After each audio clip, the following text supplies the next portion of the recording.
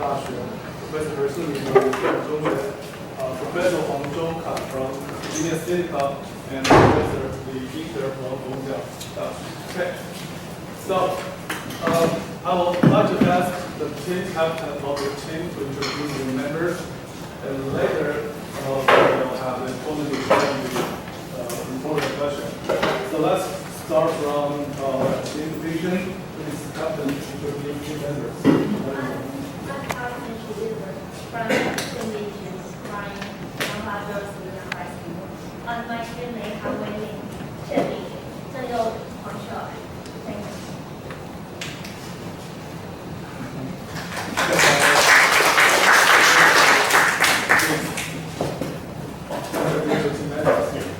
So we're all-nighter from the Typt School, and then I'm Coach on here showing the tennis move, Justin, Wayne, and Alex. Thank you.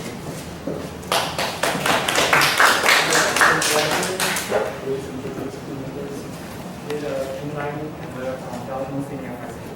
This is James, this is Wayne, this is Kyle, this is Gerald.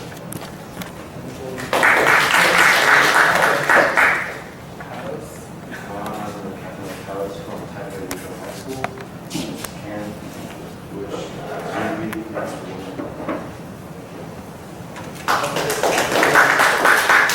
So let's get started. Please determine this challenge is recorded for action. You have 1 minute.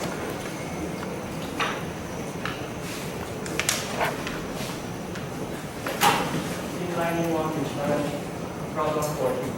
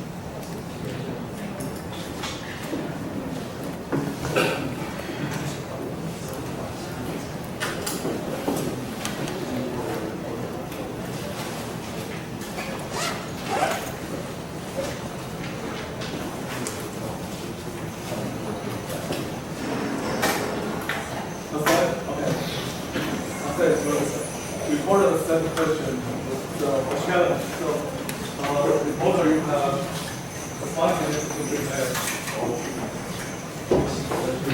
And later we present your results on the data prepared on the map.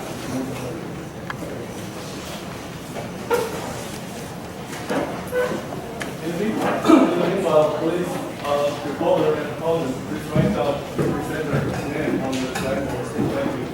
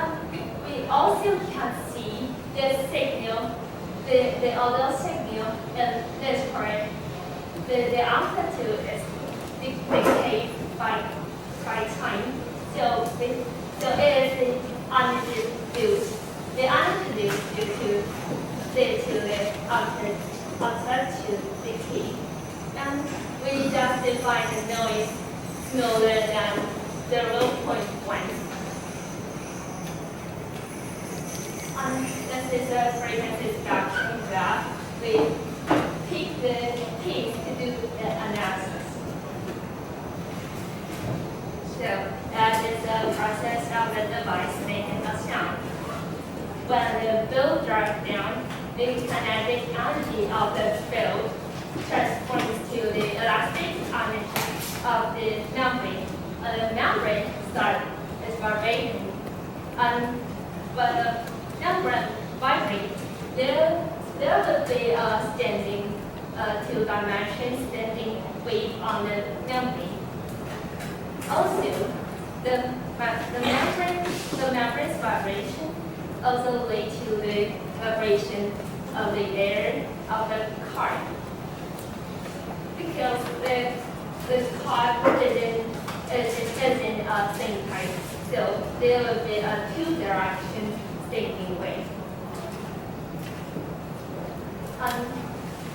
And thus, the standing wave on the membrane and the standing wave on the pipe will make a sound. And at the time, we can see there is some energy produced by the sound and the friction between the fluid and the membrane, and the friction between the membrane and the pipe, and the friction between the air and the cardboard. So we previously talked about the energy produced is from all these parts. And lastly, the elastic potential energy of the membrane transferring back to the kinetic energy of the field, so the field rebounds. And there is a standing wave of the closed pipe and the open pipe. For the closed pipe, it has one closed end and one open end. And its frequency, we can just know the frequency by this formula. And the open pipe has two open ends, and we also can find its frequency by this formula. But our pipe isn't a big pipe, so we can calculate the correct frequency by this formula. But I think the tree the correlation between the frequency and the dance of the pipe is the same. And these are the vibration mills of a circular membrane, like this is mill 1 and mill 1, mill 01 and mill 11. And this is the fundamental frequency of the circular membrane. And it has a ratio to its fundamental frequency. And we can calculate the frequency of this mill by this formula. It is proportional to the root of the tension and inversely proportional to the diameter of the membrane and inversely proportional to the root of the surface density. And the ratio of this mill is shown in this figure. And in this figure, the x-axis is the circular note, and the y-axis number as the diametric notes. And so you can get a vibration mills shaped like this. And this is the oscillation of the pendulum. And we can see the pendulum has a force vibration like our membrane. Because our membrane is the force vibration of the air and the pipe. And our resonant cavity is the pipe. You can see it just see the natural frequency of the system and the force vibration at the angular frequency of the driving force. When the angular frequency of the driving force equals the natural frequency of the system, the amplitude of the wave has a maximum value, so we can call that its resonance. And in our experiment, we do three parameters. One is the tension of the membrane, on the calorimetry on the cockpit. This is our setup. The side view, there we release the CO2 and use the directional microphone connected to the computer, and use the audacity to analyze our data. And we use an elastic band to use the way to straighten and a pipe to put under the elastic band. And as a side view, we use 3 pulleys to put the weight to straighten the elastic band, so that we can contactably to control the tension. On this video, we just use a ruler. We just release the flow by removing a ruler, and then after every dance, we use hand to touch it.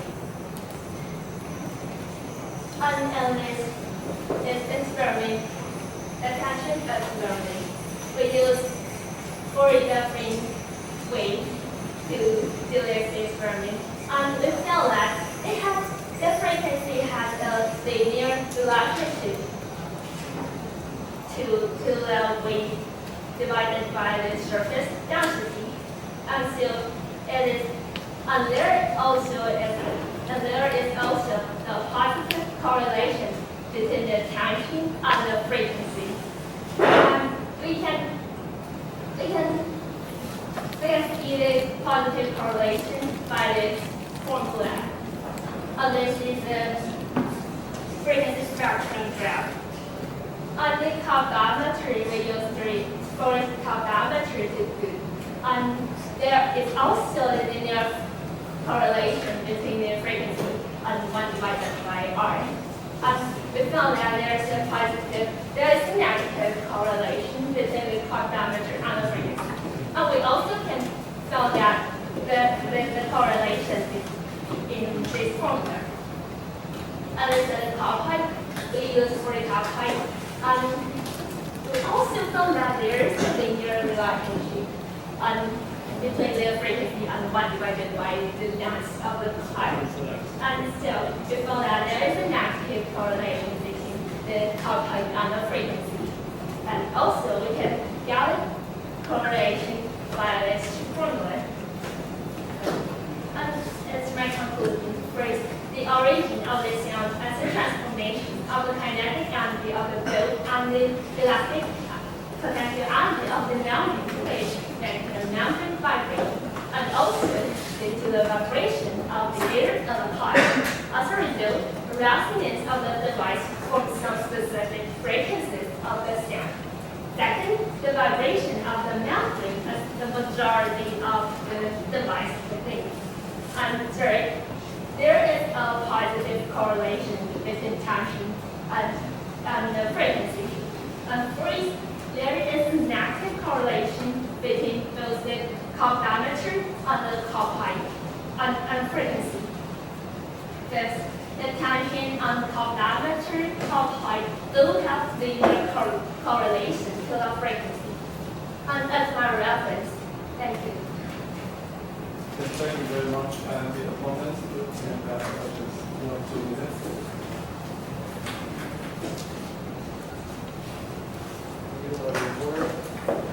My first question is, which kind of location?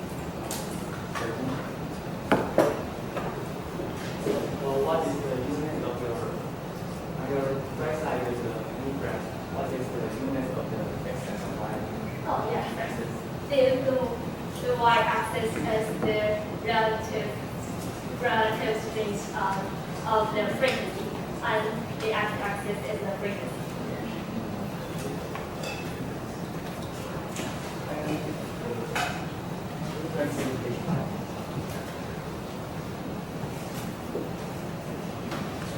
What does the graph and middle Oh, that's another kind of the frequency spectrum, and the light part is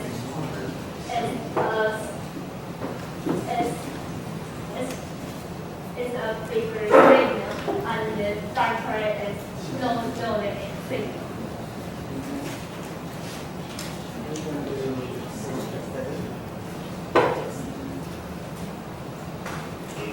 So you are mentioning about the energy loss. So using how form does it loss? Okay.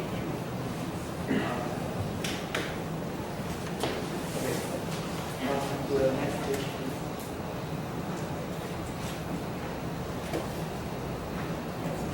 So how do you use the standard way to calculate this problem? So we can directly calculate the correct frequency, then we can see that there is a natural correlation between frequency and the type test.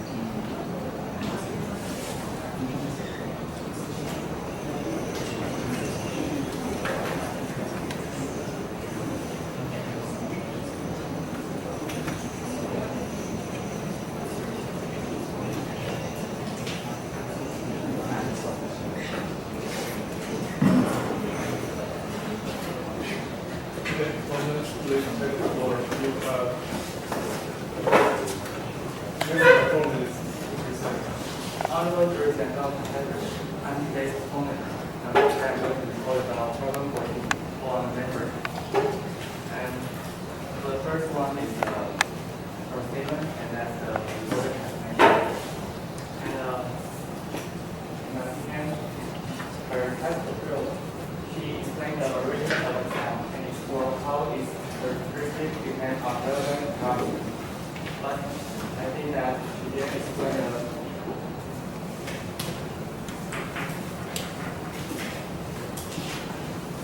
the next is the summary and comment solution. And for the first, the observation is the processes of the device taking the sound generate vibration of a circular membrane and oscillation. And their variable like the tangent, top diameters, and the top height. And that's the conclusion. Vibration of the membrane is the majority of the device. And when the tension was bigger, the frequency of the sound will also decrease. And when the top diameter and the top height was less, the frequency of the sound will decrease. And the advantage for the report is the reporter's experience process can complete their credible and provide a sufficient amount of experience data and complete conclusion and that is a good oral experience. My suggestion for the reporter is a correlation between data and theory not shown on the report. And is a midpoint and basic. First is the theory. And I want to discuss about, can you explain the main reason for causing the phenomenon? And then is does there any relationship between the sound and the frequency of sounding? And that is when does the sound appear? Maybe it's the whole with the membrane or when the membrane and go back. I don't know when the sound appears. And next is the setup and based on. I want to know that which time did you choose for measure the sound. And then it's the experiment and the grounding. How do you only measure the sound you want without the noise? And then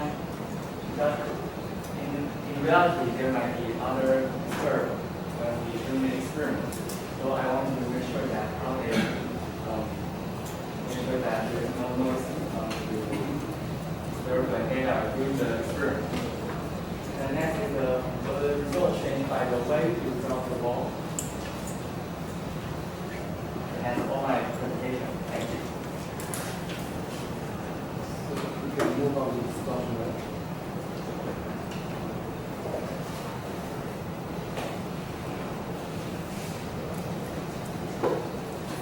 So first, we explain the main. Can you explain the main reason for causing the phenomenon?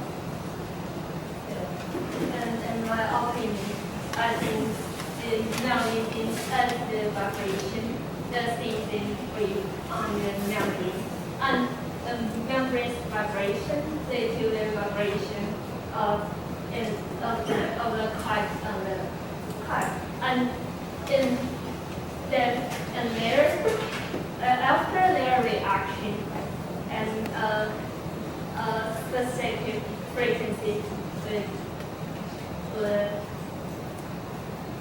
would made by the device. And for the frequency. So do you think that the sound is caused by the or the membrane or the membrane? After the membrane, the membrane's vibration. And we can see at the left side, your line is thicker at the top and the below. Looks like Your blue line at the container. Could you explain why at the top and below at the denser than the below? oh no, I just want to show there as thinking and the interaction. And the pipe is nothing like so there is a three direction, maybe like this or like this or like this. It didn't just a direction like this part. So what is the correlation of the sound? And I think the vibration is the resonance between the vibration of the membrane and the vibration of the air in the cup.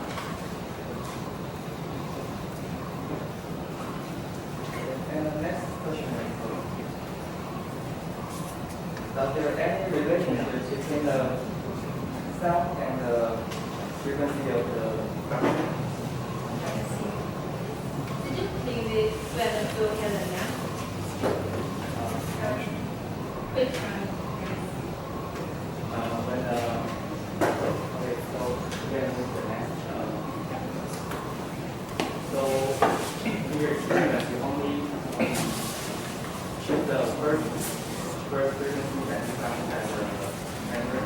So the frequency now is fundamental frequency because we didn't know which is the fundamental frequency, but we choose the largest frequency. Why do you think the largest is the what you want? Because unless frequency structure, there is after the other values, the after to the key, there is still a lower frequency less part, then it's just a very high peak, and so we choose the peak.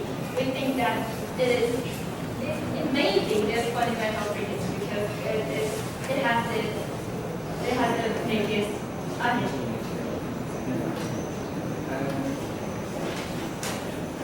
Let's go back to the experimental data. We can see that at the center, there's a decrease in the beginning. At the in the beginning, there's a decrease.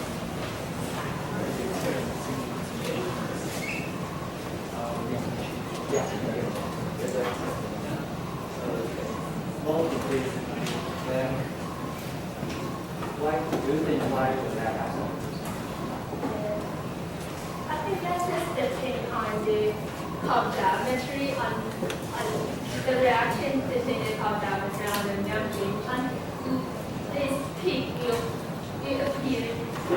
It's just because it is the result of the reactance of the curve and the membrane. So that we can't say that it's a decay, but if we want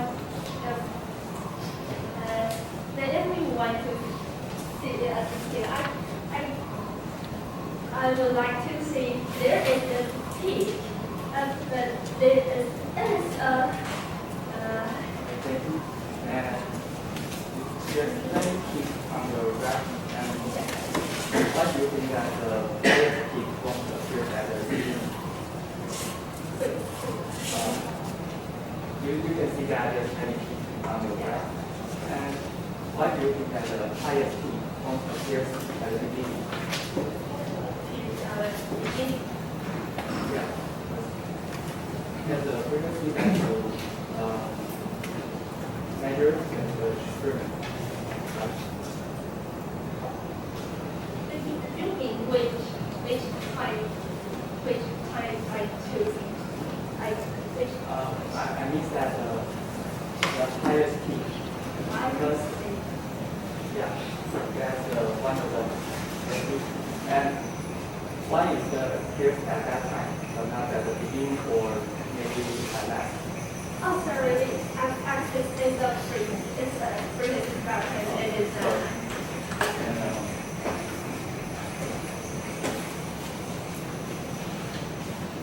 you have changed the whole size when doing the experiment. we previously done that experiment, but we think that those size then won't affect it very much. And the those size is related to the pressure when the fluid has the memory, and it might excite different vibration mills of the memory.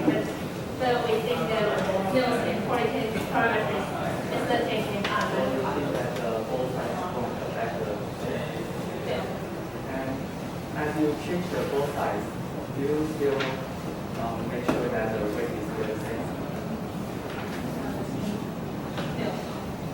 So do you think that the weight of the ball won't affect the result?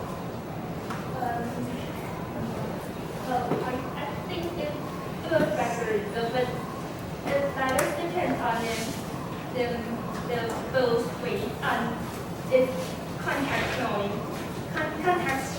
barrier when it has a membrane. So it depends on the pressure that will give the membrane, not just the weight. Page 9.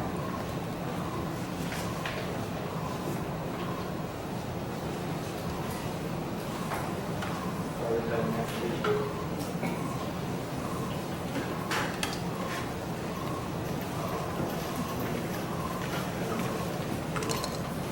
I think there's a formula in your report that mentioned about the tension. So do you calculate the tension of your membrane? We can calculate the tension on the weight. So we just can way to control the tension, and we have measured the variation of the depth of the membrane to match the tension is high. You can take your experiment setup. And we can see that of the membrane use the weight to make sure that at the four corner. And in my opinion, I think that on the side, you can really stretch the membrane. Like it's really like At the side, we will stretch the membrane. And that's the only stretch at the four corners. we have done the experiment about we use 8 components of the weight, but we think the result is not really different for copies. But there is always this deviation because if we use that component, there's still the deviation. And how do you make sure that the membrane fits on the top? When we do the experiment, we do actually there is a height difference between the surface of the membrane and the where we put it. And do you have ever considered about changing the shape of the top? No, sorry. So do you think that the shape will affect the Yes, I think that she would have the result depend on its volume or its confidence. Thank you, that's all my questions. So then please summarize your discussion in 1 minute. So I discussed with the reporter about some theoretical like the misunderstanding. And I think that she's done a great experiment on this problem. And we also discussed about some experimental setup and maybe some missed points. And I also want to point out that her experiment is that of the variable. So I suggest that maybe in the future she can add some more variables in this experiment. And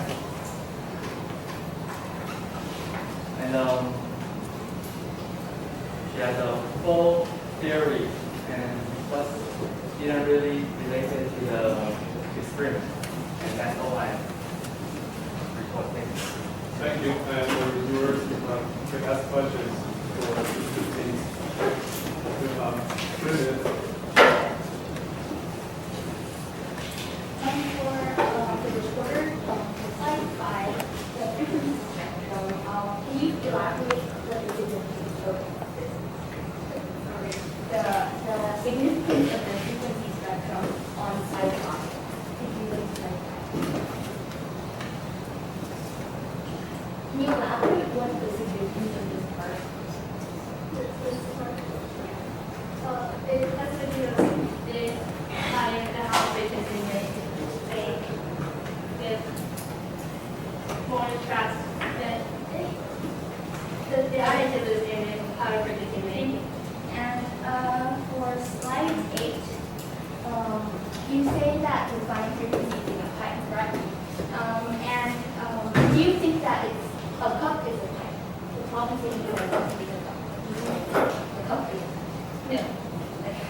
Do you also think that the cup is empty?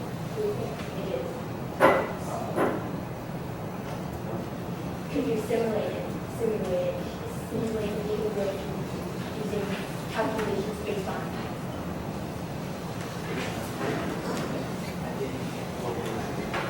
Okay, thank you. How do you, so you mentioned that for cup height and that you vary the cup height and diameter, right? And that just means that it changes the volume. So, increased, like you said that the increased volume increases the resistance. Do you think it has an impact on amplitude? In the amplitude, like you said that changing volume changes the frequency, right? And do you think it has an impact on the loudness of the sound?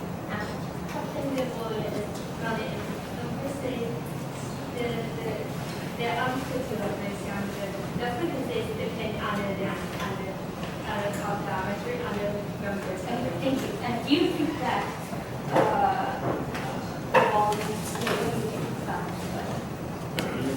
changing the volume, does it only impact the frequency or does it also impact the amplitude? Yes, changing volume.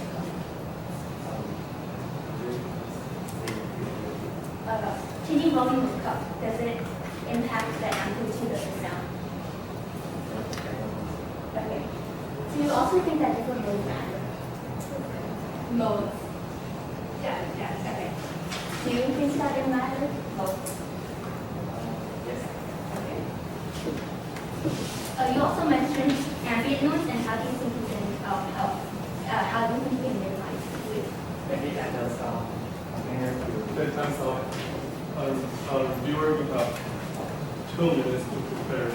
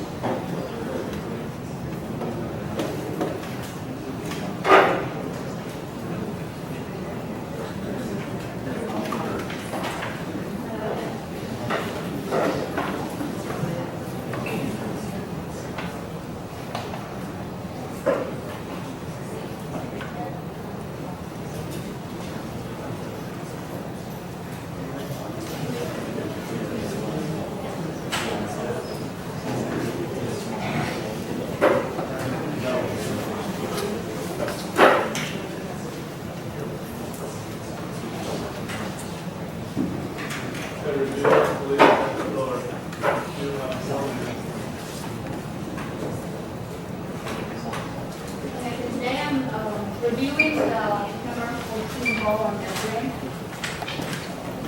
and the problem statement is here.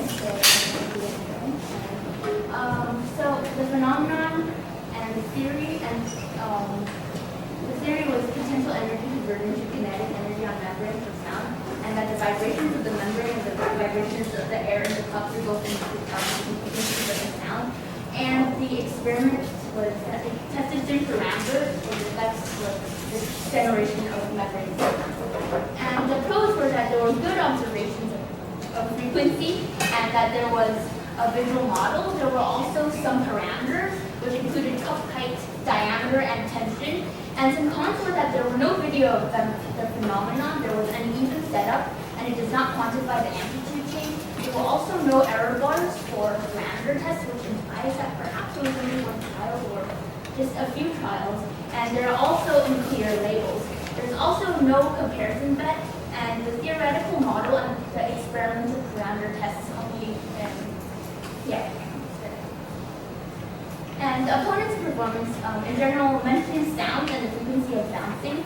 There's also time measurement and questions of experimental setup. And the pros include asking about labeling and clarifying the observation graph, and also mentions ambient noise as the team recognizes it as affecting the experiment.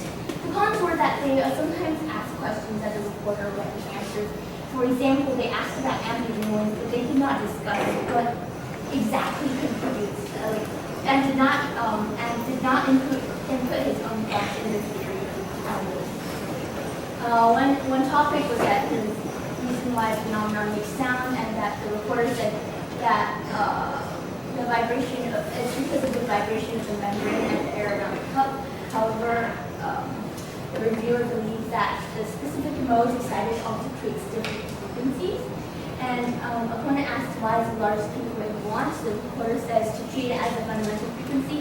I agree with the reporter, but I believe that you should also consider other peaks because there are also other modes, and that they are also very important in the experiment. The opponent also asks why the amplitude decreases on the graph, and the reporter responds, it's a relationship between the cup diameter and frequency. However, I believe that this is a correlation between frequency and amplitude, and as the sound fades, it's obvious that the amplitude should naturally become smaller. So the points missed include the theory. The reporter touches upon the formula, however, they have not elaborated what it means for the bezel function, so they do not mention where the coefficients come from. So it's important to note that the coefficients come from the zeros of the bezel function solutions, bezel equation solutions, and that for the experimental setup, we can see that there's also an unequal mass density stretch across, so it may change the modes that are excited. For example, it can also excite the 1-1 mode. And for their analysis method, they did not really talk about amplitude, and I believe that increasing the volume should increase the amplitude. And parameters, they don't talk about wall mass, and believe that because of potential energy, it could potentially change. And they also needed to discuss amplitude, and they also need comparison between theory and parameters, and also to account for ambient noise. Okay, thank you. And the reporter, please conclude your experiment. I think the frequency we can get is the reaction between the vibration waves of the membrane that is excited and the reaction of the vibration waves on the membrane and the pipe. And when the energy of the vibration of the membrane is not bigger than the current vibration, then the error vibration, and that the frequency will depend on the vibration waves of the membrane. But in our experiment, I think the energy of the vibration of the membrane is not enough bigger than the air and the current. So I think our experimental result is a result of the coupling of the membrane and the air and the current. And second, I want to clarify the amplitude. In my frequency spectrum graph, the relative phase between the frequencies is we just can see the relative amplitude between the frequency. And the amplitude between the amplitude of the frequency depends on the modes that the membrane is excited. And just go. The answer is for the fundamental frequency. We done the analysis. We have done the analysis for the fundamental frequency. But we think the experimental result is a conflict between the membrane and the air and the curve. So we can just use the Okay, time's up. Okay. Thank you. So now it's time for questions from the groups. Anyone? Yes, I have a question for the reporter, and I'd like to hear the comments from the other two opponents and the viewer. You did show, the reporter did show the graph for the frequency versus the parameters such as level R or K. I wonder what would you see if you curve extended to the lower frequency side? If you extended your data fits well with the theory, but it's only within your experimental region. What would you expect if you go further to, say, the larger radius? What would you say, according to your data, the curve? in our experiment result, we can just make sure that in this range is a linear relationship, but the frequency of the vibration of the reaction, and according to the equation, is in the train, but the experiment is about the coupling of the vibration of the membrane and the air in the curve. So I think the membrane's vibration will affected by the natural frequency of the air in the car. So it cannot just. All right. And comments about the curve they showed to us. They show the linear line and the dots, right? On this slide, what would you say about the trends? So it was a frequency versus One of ours, for example, one of the radius. one of the radius. Yes. I believe that the frequency would not change because like increasing the radius would increase the volume in terms of the cup, and I feel like just like a drum, if you increase the volume of the container that the membrane is stretched on, the sound amplified will increase. I think that when the gradient with the catheter and the membrane will, because it's a smaller one, the membrane might be active, graphic might be here. And so the weight of the force can stretch the membrane and be slightly different. Okay, thank you. Okay, any more questions? Okay, Professor Cole? I have one problem for everyone. And if you have considered about the relation of tensor and the frequency of vibration, Sorry, can you repeat the question again? tensor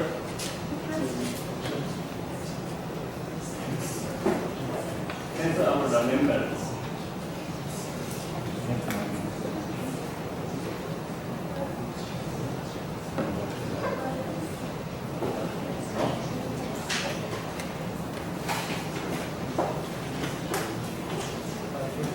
Tension and the And gradient. tension.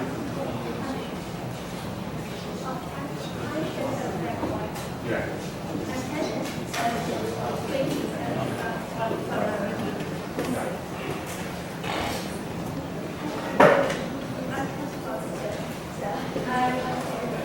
You have considered about the weight of the ball, and you have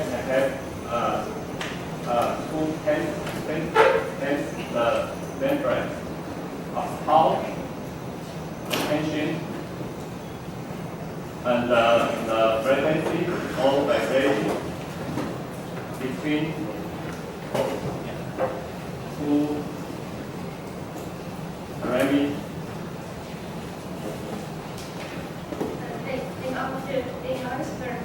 our experiment, we just changed the tension of the membrane, so it didn't change the mass of the filament. I think that the tension is bigger, and the flow should be it should be heavy enough to excite the vibration of the milk of the membrane, and then that's also related to the vibration milk of the membrane.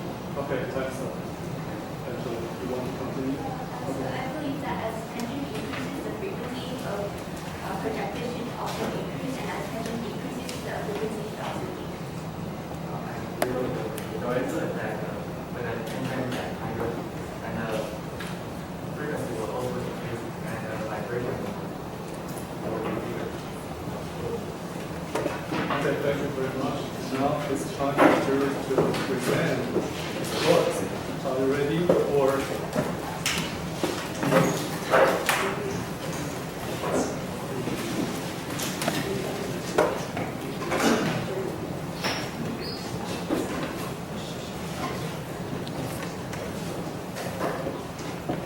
just a minute.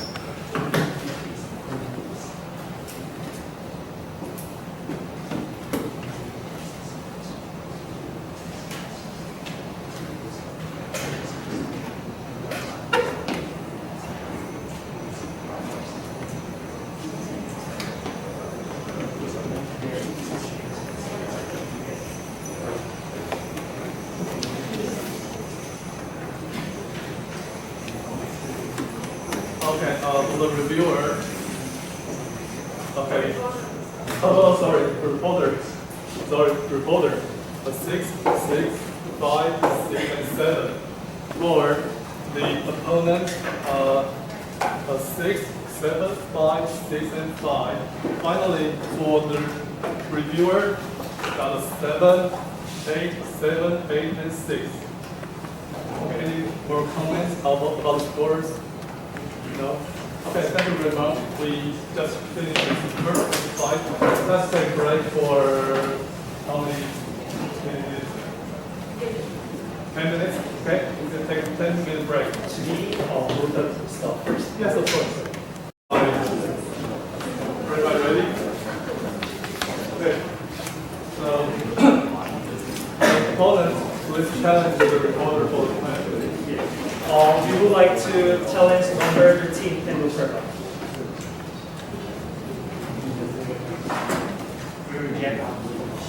We would like to post challenge number 15 joining effects.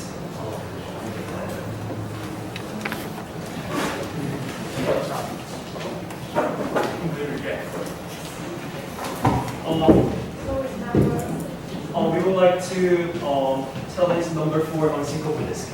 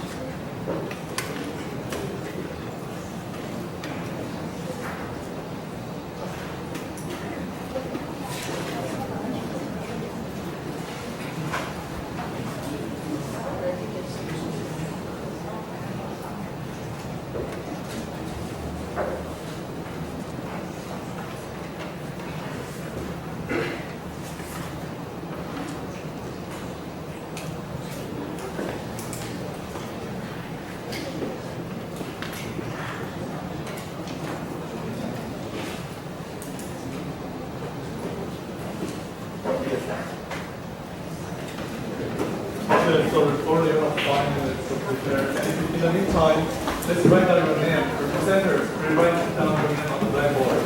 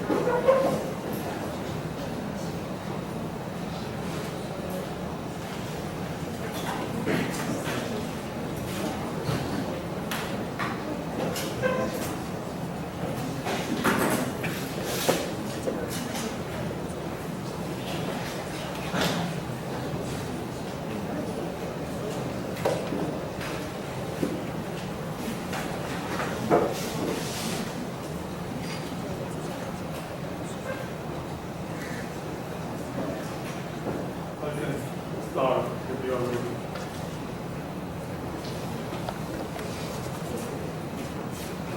Onward here is the header. And the reporter from inline exam will report about problem number 4 on single word base. And first is the problem statement. Now this with the hole at the center since in the container filled with water. When the vertical water jet is the center of the dish, it may float on the water surface. Explain this phenomenon and investigate the relevant parameters. And the content has 3 parts. The first is the introduction, next is experiment, and last is conclusion. First is the introduction.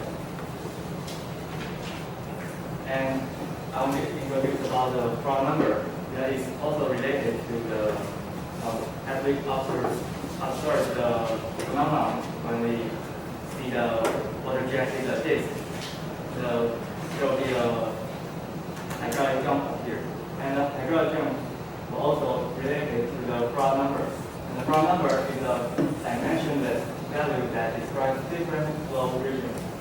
And the mathematical can be written like this. And we can see that when the number is greater than 1, it will be a supercritical flow. And as it is equal to 1, it's a critical flow. And as it is less than 1, it's a subcritical flow.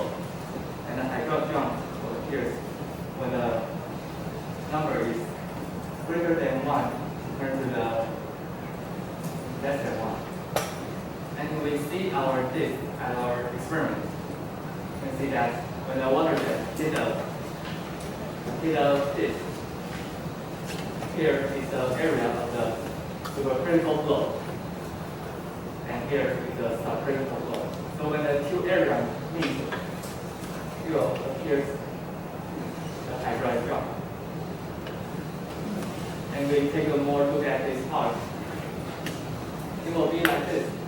And so that's how the hydraulic jump forms.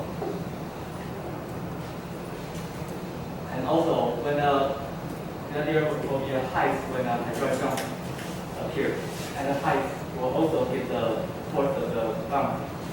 And we did just a brief introduction to the point. Also, because we are using the water jet, and I use the pipe to change the cross-section area. And so, because there's the force of the water jet also related to the velocity of the fluid.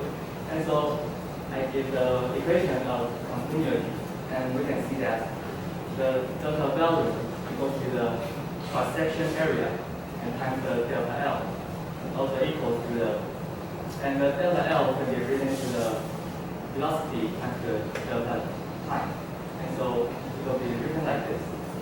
And there will be a velocity. And then we can know that the RV is the volume flow rate, and is equal to the cross-section times the velocity. So while I change the cross-section of the area of the pipe, and we can also change the velocity. And so it will be like this in the future.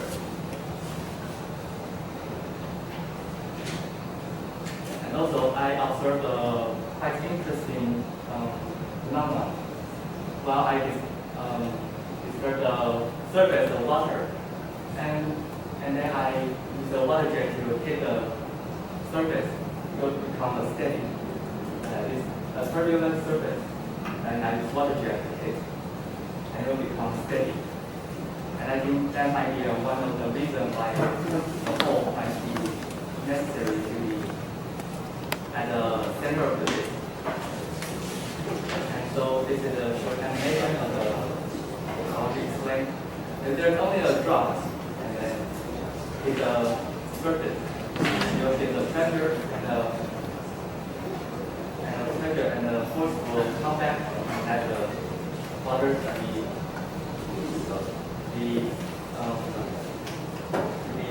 the like before.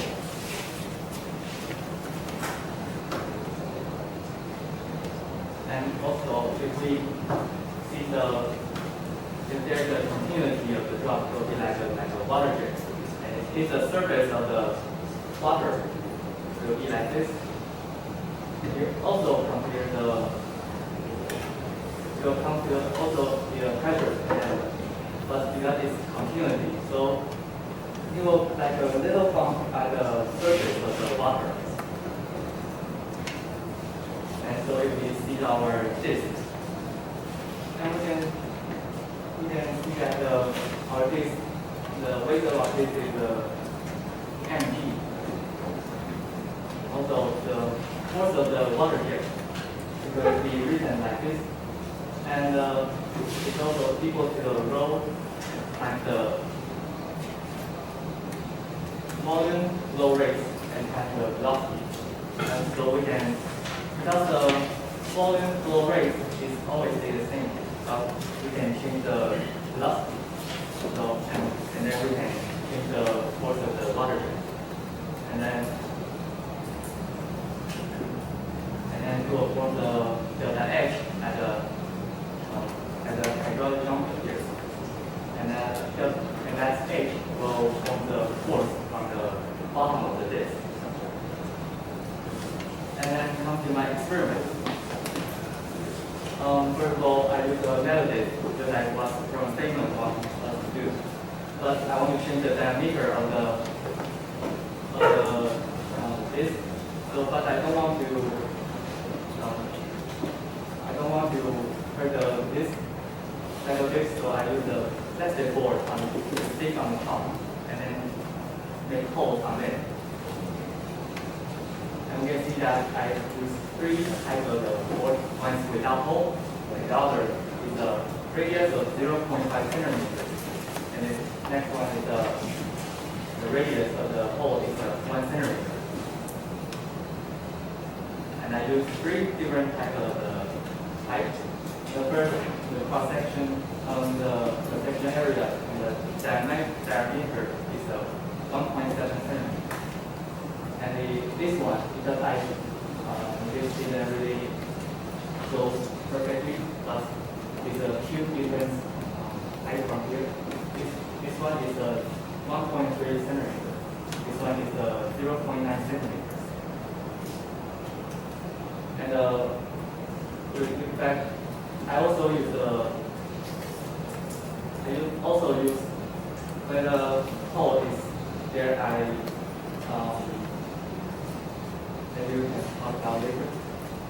And so we take a look at this yellow pipe, and I measure the volume flow rate, and 1.25 seconds, it will give the 300 volume of the water. So we can calculate the volume flow rate. And at last we can know that the velocity at the yellow pipe is about 26.5. And so the first experiment is a disc without a hole. So I did an experiment. This one just shows that it forms close at the beginning. And we can see that if we measure this disc without hole, and the water jet hit the disc and will appear only a hydraulic drop. And then next, we will change the diameter of the pipe. And we can see that this gives a more strong force, and that it isn't really stable. And then I change the radius of this, and you will see that because the water jet, this is the yellow pipe, because the water jet's diameter is bigger than the hole of the disc. You look at it like this. Part of the water will give the hydraulic, while the other will give the force from the bottom. And I also change the different diameters of pipe. And that is the radius of the 1 centimeter of the hole. We look at this because It's also the yellow one.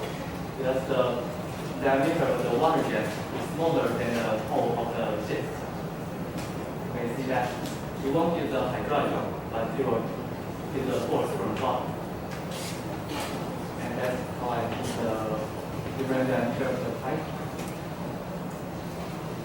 And the next improvement, I use the dip with the funnel. And why I use the funnel? Because I observed that when we make the hole as a slide at the ground, it will become more steady.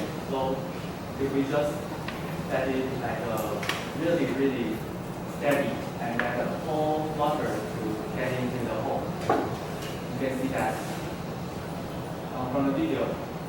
You can see that at first we will have that level, but slowly it will decrease. And I think that maybe and that is a conclusion. I think that hole that at the center of the disc is necessary for that the disc to be more stable. But I think that the radius of the hole at the disc as a ridge. And also, if we have the slice at around the hole, it's more steady than when the disc is closed. And that's all my presentation. Thank you. Okay, thank you very much. And on next, we have 2 minutes to ask questions.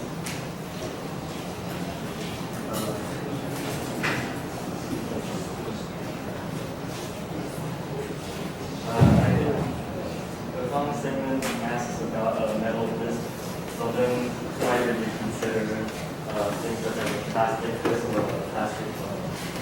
Because I think that the metal disc only one out to be thin, and because I showed that when we add the plastic, it still super. So I think that's not really necessary.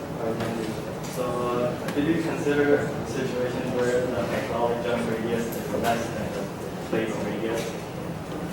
Like, did you consider situations where the hydraulic jump radius is less than the plate radius? It's like you have a plate or hydraulic. I want to consider that, but as I do the experiment, I didn't really see what you said. Okay, thank you. Did you have any method of stabilizing the water? So, like making the water jet not move? I only use my hands. Did you consider maybe angles of impact, like how the angle at which the water hits the jet? I didn't see the video, but before I did it, at the angle to make the face to tilt, and I will think. Thank you. Did you consider what parameters would affect how big the hydraulic radius is? I think that is positive. And did you ensure laminar flow? Pardon? Did you ensure laminar flow? Like your water jet is like the same radius and no turbulence. I didn't really consider about the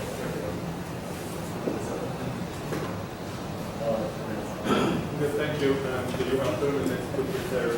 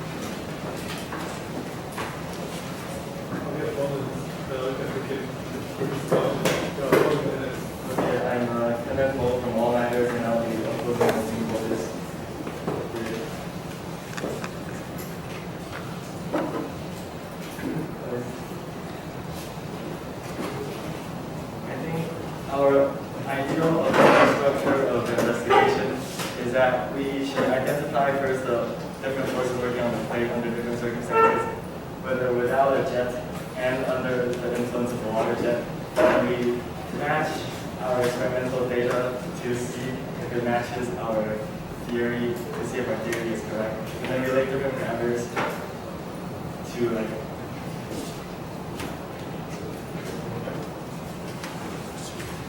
and so I think some of the pros of the reporter is that they show some videos of the phenomenon and they show very clearly their experimental setup and their different variables, and they also have theory equations. Some cons are that they have no theory accounting for the difference in hydraulic jump radius, and in they have inaccurate experiments due to the testing area where they did not stabilize the water jet, and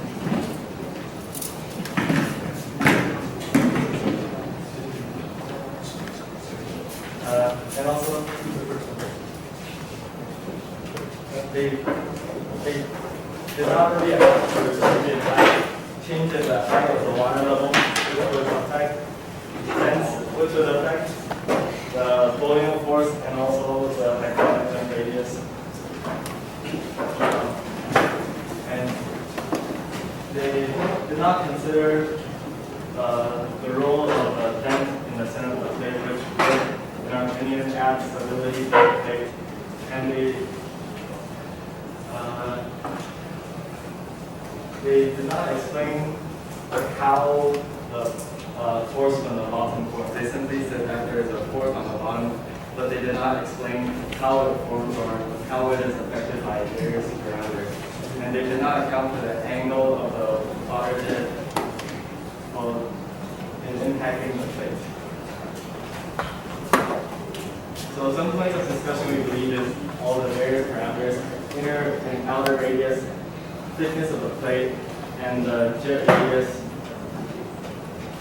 jet velocity, material density, the angle of jet impact, and the dent angle at the middle of the jet. And for hydraulic jump, I think we should consider how downward momentum gets transferred to horizontal momentum, and we should consider when situations when the jump radius is actually less than the plate radius, and other factors which influence the hydraulic jump. And we should also consider more forces in play, such as buoyant forces, perhaps possible surface tension forces, and the force from the bottom, which I do not think they explain clearly, and the downward momentum towards the water. So we believe it do not really have a reliable stabilization mechanism, so the plate could tilt. And also, we believe that bubbles, which we did not mention, may play a role in the phenomenon as well.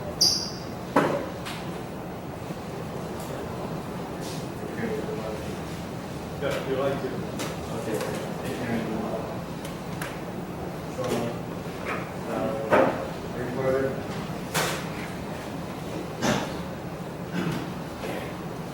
We have the water jet in the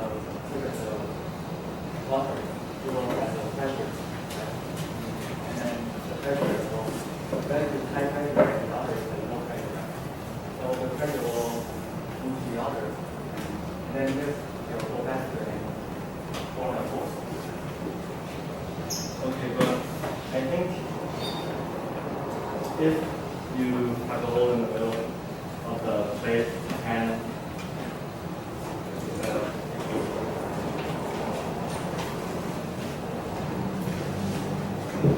whenever you have a hole in the middle and you shoot a water jet through it, or you shoot a water jet through it, because the water brings air down into under the plate, there are going to be bubbles forming. So yeah, I think that's only a short time because air will enter here and will hit it to the ground. But there is no more air to be pressed down, right? But I believe since the water is constantly flowing and there's constantly air going in, I think the bubble The side between that will constantly be air to the point. because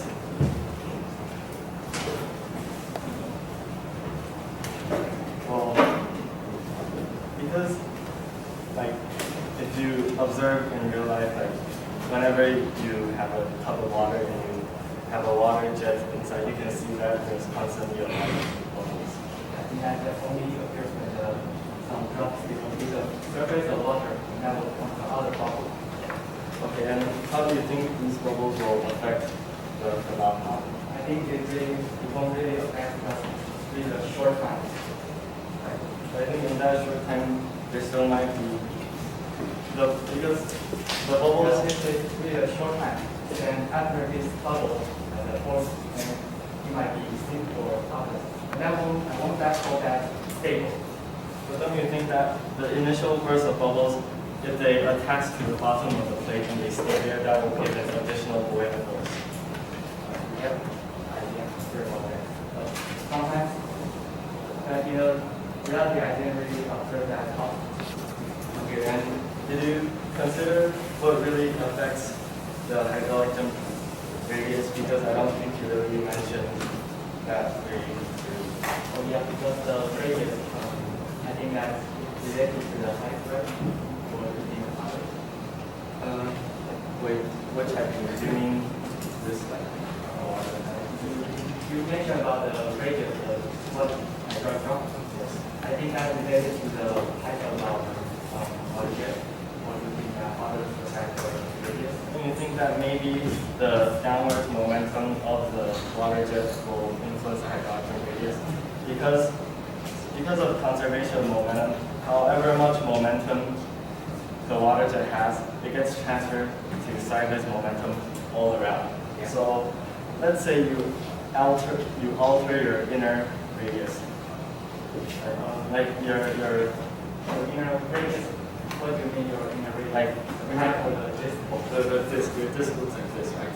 If you alter this hole, the radius of this hole, if you alter the radius of this hole, don't you think that it will affect how much water goes through and how much water hits the Yeah, plate? in this condition, I change the pipe so because they're relatively. Okay, so because the pipe is bigger than hole, we know that we'll just like we change the hole to a smaller one, right? And we change to a bigger hole. And what I want to present is that it's a smaller diameter of the pipe. So do you think that will affect the result? How do you think it will affect? I think that we have the diameter of the water pipe and all of the disc is relative. So I don't think that will really affect. Okay, but what we think is that whether the proportion, let's say the proportion between the water jet's radius and the hole's radius will determine how much of the water actually, like how much of the water just goes through and doesn't hit the plate versus how much actually hit the plate. And only the momentum of the water that hits the plate will get transferred sideways. And also, I think you mentioned in your presentation about downward force from the water jet, right? I think you mentioned rho and velocity, rho RV. And the RV is the velocity, the volume, flow rate. Yeah, but don't you think the volume flow rate will really be influenced by this proportion? Because let's say you have an initial volume flow rate, and you have to multiply by the proportion of this, like the area proportion. Because not all of this is actually hitting the plate. Because we can know that in this area, we can know that the whole of this, maybe just we can calculate the whole of this and the radius of the pipe, and we can get the rates, and we can get the surface force, and we can times to the rate of each other. So if we think that is 1 and this is 1 and this is 3, and we know that this area is 9 and the whole 1. So that's talking about the actually force and times with the water. So you think this should be multiplied by 8 over 9? Which one? Your force should be multiplied by 8 over 9, right? In this one, I think it's actually like a 3. It's also, do you consider how, like, may I ask how in your experiment you determine the radius of your water jet? Did you just use the radius of the pipe? Yeah. Okay. But don't you think that if you drop, if you have a pipe here, Yeah. and your plate is here, Yes. don't you think that over this height, that the radius may change whether it becomes smaller or bigger, since you said you have into your landmark Oh, flow? yeah. In this, I didn't made the height to be the same as the 10 centimeters. But why do experiment? But still, like the radius here should still be different from the radius here, and you said you determined your radius by the height. In the reality, this time is really slightly different, but if we watch the video, it's really like a thing. It's not like this but it's really like a water jet like Okay. Also, may I ask how you determined your velocity of the water? I use the set RD equals to the area times to the velocity. Yeah, but so I calculate the RD and I also know the cross-section area, so I can know the velocity. Yes, but the RV, did you measure RV by turning on the water here, or did you maybe put the pipe into the water? Because RD is the volume flow rate, so I use then my transaction is 1.25 seconds, and I get that much water. And I can know that the RD. But did you also measure it from this height as well? Yeah. Oh, okay, thank you.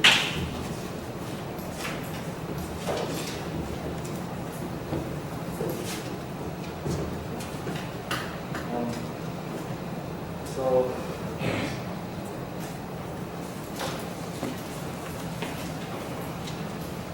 okay, so did you consider maybe adding a fence in the center of the plate to ensure solidity? Because I think in your experiment you said you use your hands to stabilize, but I do not believe that is a reliable method to stabilize. When I hold the plate. Yeah, because let's say the water jet hits the center, but let's say your hand moves a little bit and it hits the side. Doesn't that That might be possible to be here. Okay, so we think that maybe by adding a bench in the center, it will stabilize the plate better because of. I think that's not really about weight. Maybe you can use like a tool to help you to let this to be at the flow. Because you use the things, but I still use the hands. I Okay, still like, use component, please summarize your discussion. Okay, so the radius of the water jet, we said that it may be different from the top to bottom, but the opponent says that they are experimentally the same. And hydraulic radius, we said that the downward momentum versus the inner radius could alter the hydraulic radius. And the opponent says that the height, the reporter says that the height is the same. However, the opponent believes that if you change the height, it could affect the hydraulic dome. And the opponent says that it's possible that bubbles will be formed and it will cause the upward flowing force. However, the reporter believes that it wouldn't affect it because bubbles will disappear after a short while. And we also believe that a bend in the center of the plate will stabilize the plate and stabilize the system.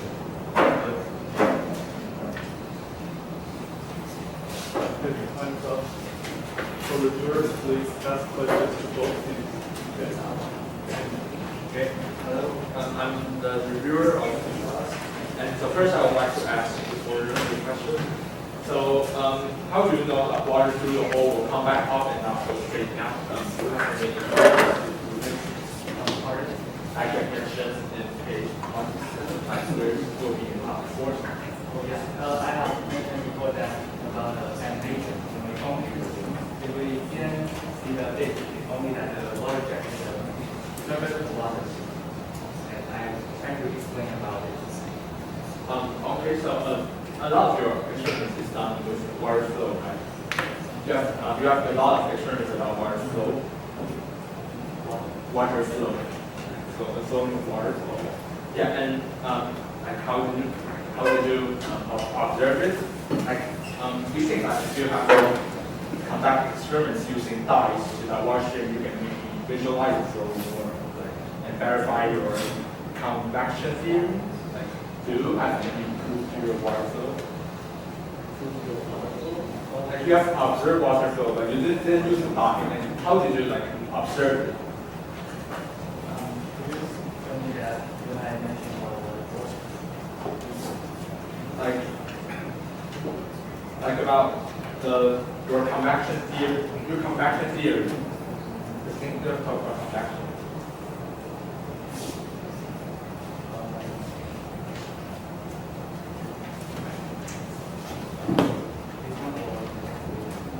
You have said that water flow goes down and goes up.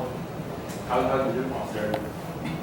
I looked at the video and also because you can see that when we have the horizontal side to watch it, and then on that, so at the post and we'll go back. Okay, and this one's for the open.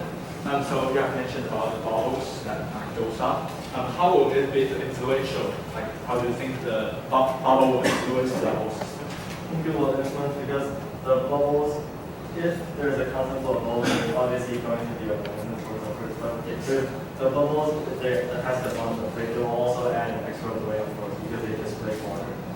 But isn't it like irrelevant? I think depending on the thickness of the plate and the height, it could still be relevant. Okay, thank you. And so the last question is for you. You have discussed a lot about like water flowing down the hole, right? Do you think that water flow under the disk, the flow rate difference will cause some permanently to maybe output force? And like for both of you. I think it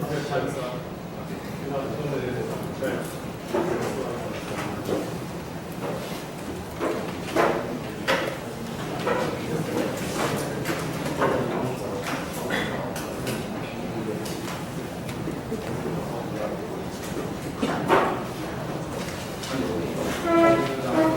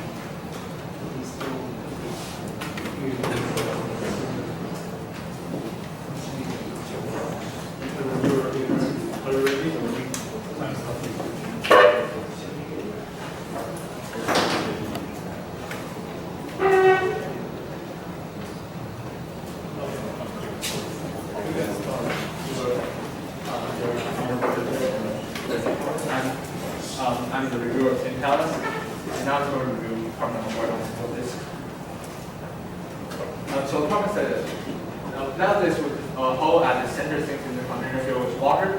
When the vertical water hits the center of the disk, it may float on the water surface, and we should explain the phenomenon and that investigate relative parameters. And focus is the reason floating and different parameters.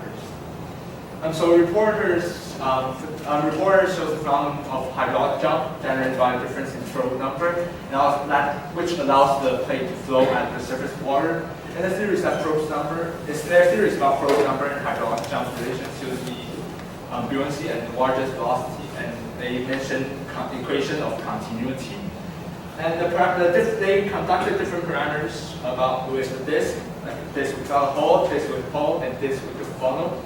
And they also have various layer radius of the disk, and they have discussed difference in the velocity and diameter of water jet. So for the pros and cons, they clearly introduced the formation process of hydraulic jump, and they consider Probst number. They have detailed theory, and they have clear calculation on blackboard. But for the cons, they lack a lot of experiments and statistics and theory calculation to prove this phenomenon. And they have an accuracy of conducting experiments like they hold the water jet by hand, which in the problem statement say that it should be vertical. And they have that to consider a lot of parameters like the height of water jet. And for the opponents, they have pointed out our question on board, and they have proposed their own opinions, and they have discussed it on board. And for the concept lack of organization, they get to little time for the reporter to answer. And now I move on to the summary of the discussion. So for the first discussion, they discussed about the effects of bubble that might generated under the disk. And the opponent said water, since it's not laminar, water will bring down air underwater and increase buoyant force. But the reporter answered that it only lasts for a short time and bubbles will go out, and no more air to be stretched out. And in our opinion, we have conducted comprehensive experiments regarding this issue, and we realize that there's actually bubble consistently under the plate. So we think that bubble falling under this may also be a possibility to affect the buoyancy. And the second discussion question is discussed about inner radius. And the opponent said that it affects how much water goes through the hole. And the reporter's answer is that they varied the radius of the pipe to match this. And in our view, we think by maintaining the ratio between the water stream radius and the inner radius of the hull can ensure the ratio of the water flowing into the hull, they should also consider different mass of water on the plate surface caused by this. And the third discussion is about the radius of the water jet. And the opponent asked about the water jet might change its radius as it falls down. And the reporter's answered that it will not change because the height is small and that the cross-section area is the same. So in our opinion, we think that the reporter failed to take gravitational acceleration into consideration. And according to the continuity equation, when the water jet accelerates, the diameter of the water jet will also shrink. So finally, I'll point out some of the missed points. So that calculation to prove their theory is correct, and it did not connect theory to the experiment like they mentioned equation of continuity, but we didn't see that. And they failed to consider several parameters that are essential to the experiment, like constant acceleration and the height of water jet. Thank you. So the reporter, please conclude your report, please.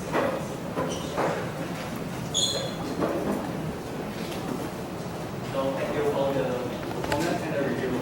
They also bring some important points in my report. And for the first one, I think that for the opponent, he has mentioned about bubble that will be underneath the slate.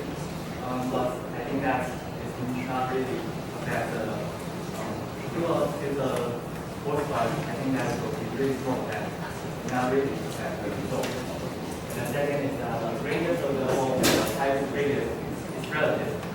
So I think that while changing the radius of the hole, I is just changing the radius of the pipe. And then I use the equation of continuity to calculate the velocity. And from the velocity, I can get the force of the water jet. And I think that's how I use this formula to help me get the experiment. And I also think that the viscosity is a pretty important factor in this experiment. And my highlight is in this report, I used a plastic board arm to stick on the disc and use the plastic board to change the radius. And because the plastic board is really light, so if I cut the whole, the width of the whole disc won't really affect. I think that's a pretty good idea. And so I just want to thank the whole opponent and the reviewer. And thank you. Thank you very much. Now it's time for juries to ask questions. Any questions? Although from the problem, it is asking you to use the metal disc, Yes. but you use the plastic disc. I use the plastic disc to stick on the metal disc. And I think some thing I want to show is that the metal disc is denser than the rock of the thing. And I think that's why they use the metal disc. And comments about the plastic disc, information about the plastic disc. I think that in general, plastic sometimes has a lower density than water, so I don't think it really fits the policy. In our opinion, taking a plastic board to the metal disc will cause heterogeneous in the density, so it might affect the groups. Okay, for everyone, please let me know how the disc how flow on the water do you have consider about the early effect or contact effect? This is important.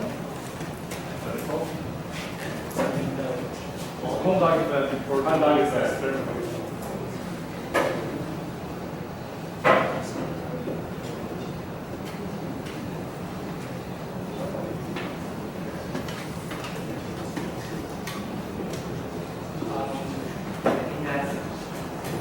I think that will affect the non-plus.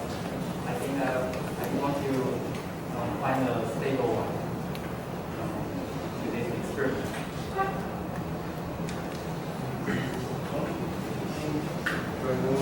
I effectively didn't consider the effect. We have done we have done experiments using dye, and we realized that there isn't really much water sticks. So we think that maybe I think base tension, momentum force, and bubble point, and about contact effect, pressure different.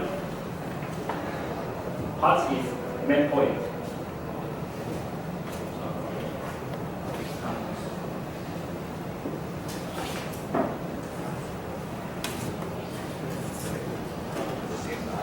buoyancy is the main factor for this tube flow, and buoyant force is the main factor for this tube flow.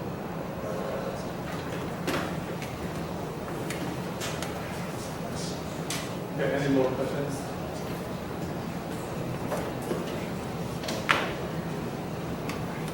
And it's time for us to present the score.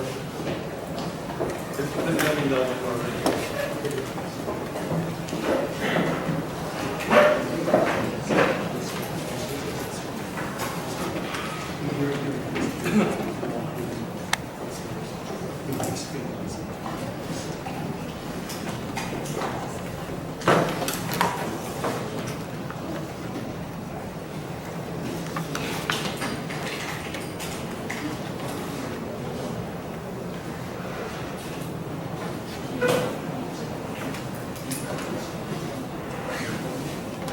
Okay, for the recorder,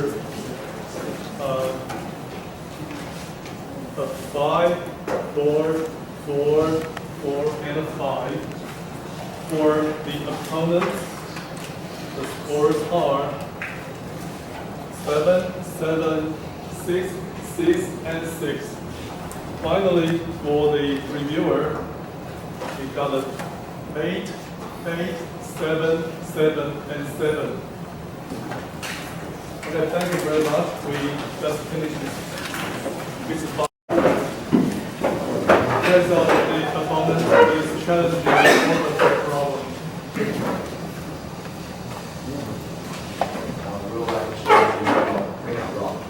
Sorry. Rock. Oh, yours, I think.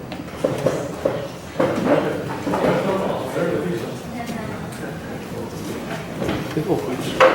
Then for you have 5 minutes to prepare for the cake.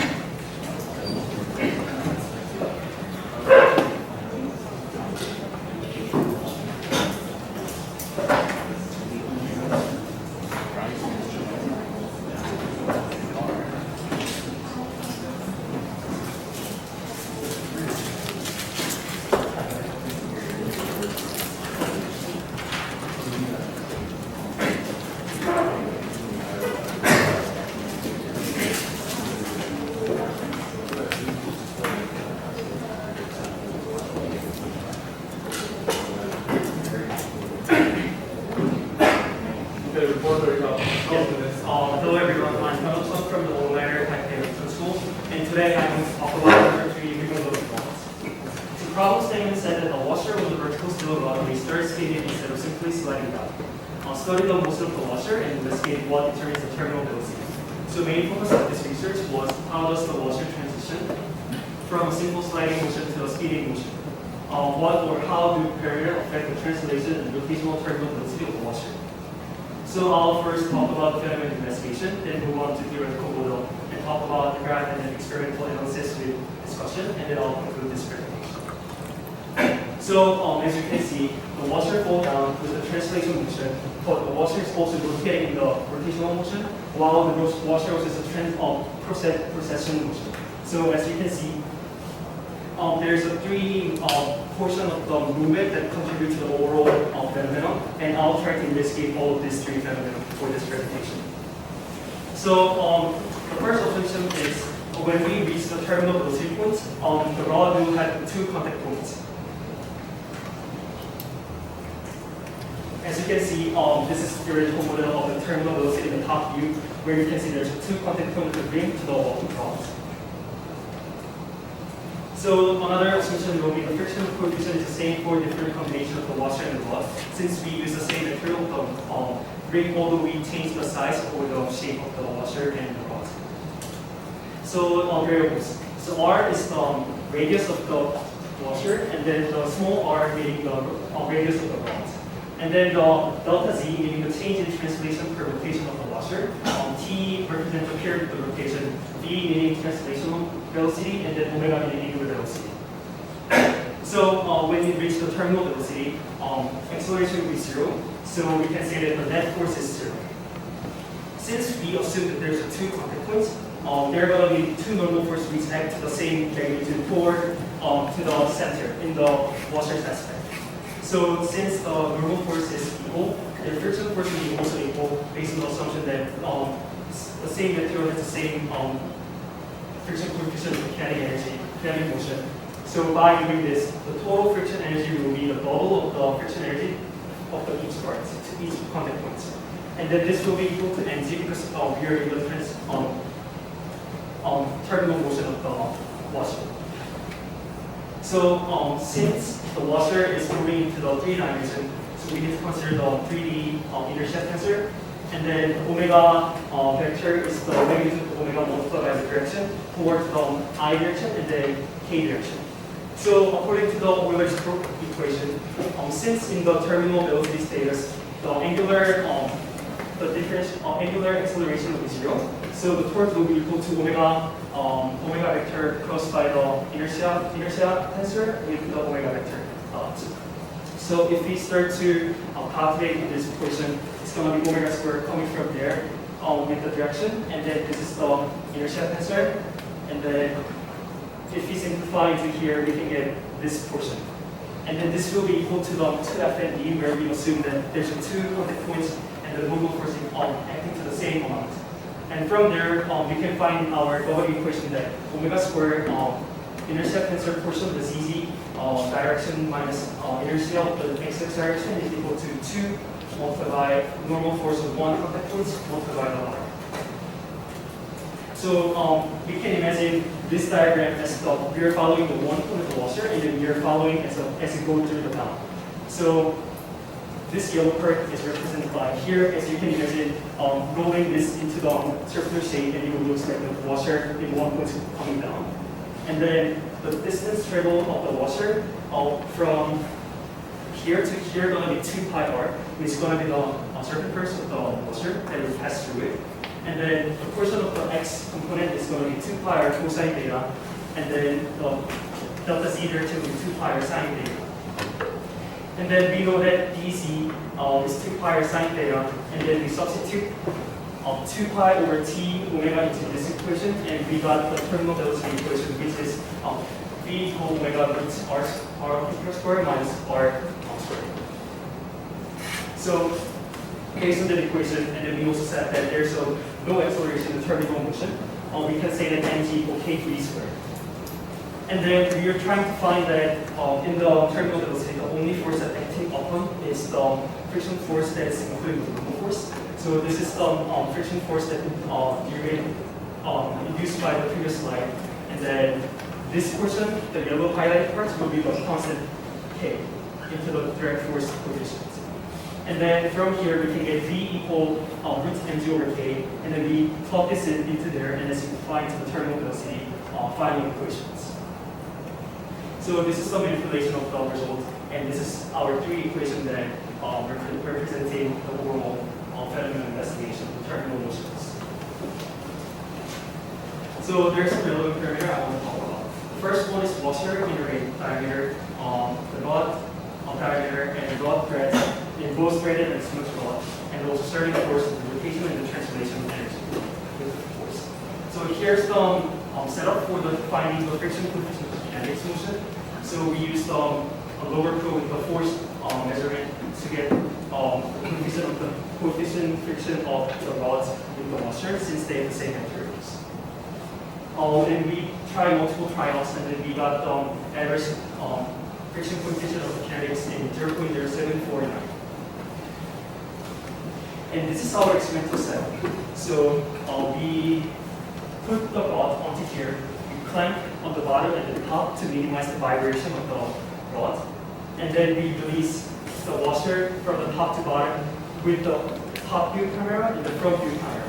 And then as we can see, this is going to be the front view video that we filmed from the front view, and this is the top view that we're using approval to see the transparent motion of the washers. And then this is the video analysis. After getting the 2 points from the top view and the front view, then I use the tracker to analyze the points. So for example, the green dots is following the translation velocity of the washer moving down to the rods. And then we also take the red and blue points to get the rotational period or the rotational velocity. And this is the top view video of how we analyze this. That we are color code the one parts. Let's say we are take the boundary between the blue and the red, green parts, and then we're following this path until it reaches to the bottom. And by doing this, we can see that it's also oscillating. So here's the initial motion and the omega terminal that influence. So the left graph is the press rods with a different washer. So the blue one representing the spinning clockwise, where the red and then the gray one we spin into the counterclockwise. And then for red one, we trying to get the higher initial force to make the angular velocity faster. And then the gray one, we're trying to make the slower angular velocity. And then for the right is the non-threaded rod, where the blue one represents the spinning clockwise, and then the red one represents the spinning counterclockwise. And as you can see, no matter how many initial force or how many angular velocity you give the initial, they will all reach to the terminal velocity, which is actually the question of the problem statements. So this is the motion we follow for the velocity by the frame number. And then there's a three-phase that we want to analyze in more scrutinizing. So the first part is the unstable folding motion with occasional rod contacts. So at this point, the washer are not fully contacting the 2 points, but rather sometimes sleeping, or rather sometimes unregularly contacting with the rods that create this wobbling shape. But then when it starts to get impacted with the rod, and it will tilt and decelerate, as you can see in the blue one, it starts to decelerate while the velocity is still increasing due to the gravity. And then the third part is the stable contact spring and folding motion, which where we're trying to investigate for the terminal velocity.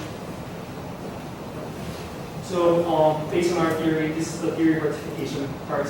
So we set the V equal this part. So we're trying to plot the velocity for translation with the R squared minus R squared. Then we're to see that the red one is theoretical, and then the actual data is also following the path with the error, where we try multiple measuring for the field tracker. So this supports the theory that V and then root R squared minus small r squared is proportional to each other. We also test omega and root R proportionality, as we also try to plot a linear line and then compare with the empirical data. And then you can see the error also mostly matched with the theoretical one in the two standard deviation array.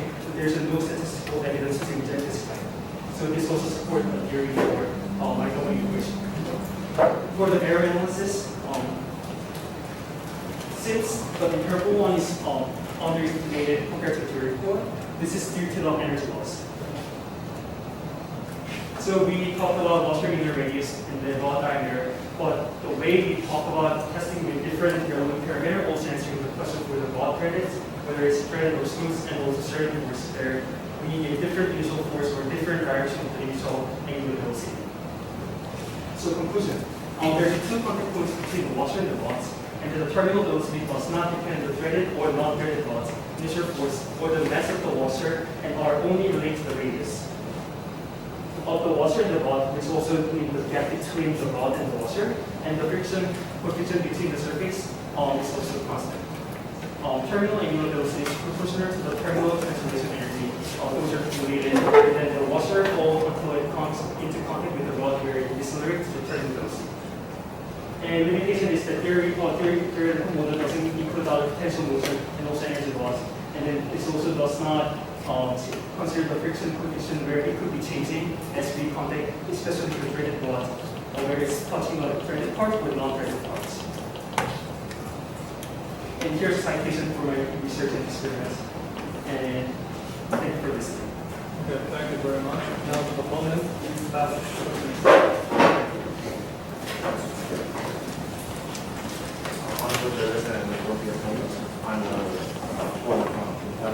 I would like to ask about the return meter. So, how many different rods do you test?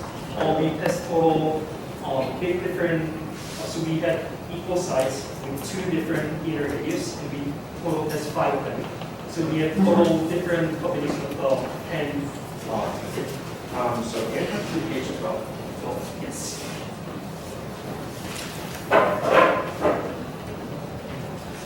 So you use the Euler's work equation, right? So does that mean you assume the whole system is a rigid body? Yes. Thank you. Because we also assume that the rod is not vibrating by clamping for the surface. Okay.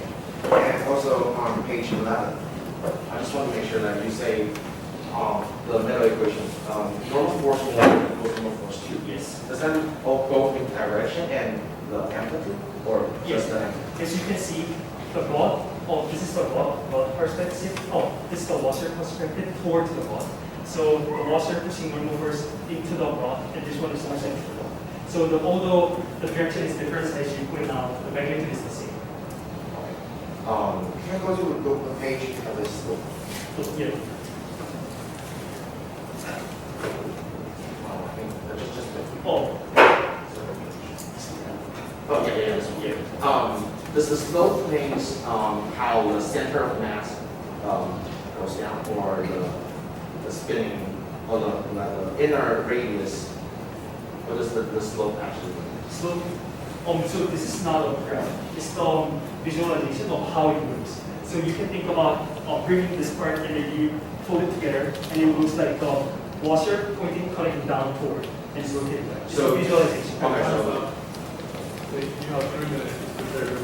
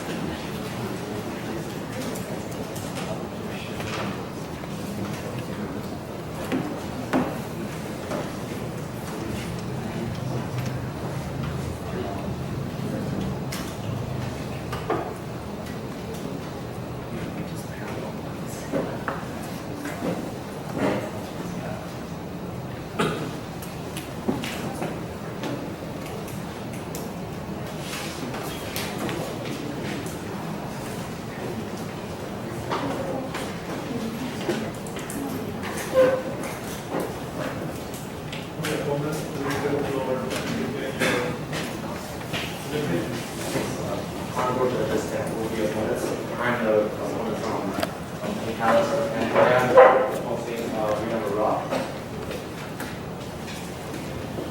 So this is the problem statement, and we think the focus should be on the motion of the washer and its terminal velocity, and what determines the terminal velocity. So it is 101, and I would like to start with their reporter's theory and experiment. So they have three motions. I think there are three motions: the precession motion, translation motion, and the rotation motion. And also the three-stage unfolding: unstable folding with occasional rod contact, and impact of rod, tilting and deceleration, and also the stable contact, which spins and fall in a terminal velocity. And their parameter is about the washer inner diameter, the rod diameter, and the rods, whether it's smooth or threaded, and their starting force. However, they in the conclusion they say that rods does not matter, which we'll ask about it later. And also, they think that it is always a two contact point when it's falling in a terminal velocity, and the terminal velocity is directly proportional to its translation velocity, and also directly proportional to its radius. The washer falls until it comes into contact with the rod where it accelerates, and also they acknowledge that friction coefficient might not be the same with the realistic value.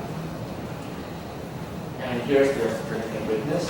I think they fully respond to a problem statement. They have clear analysis and explanation of the forces acting in the system, and they explain the theory very clearly and without any equations.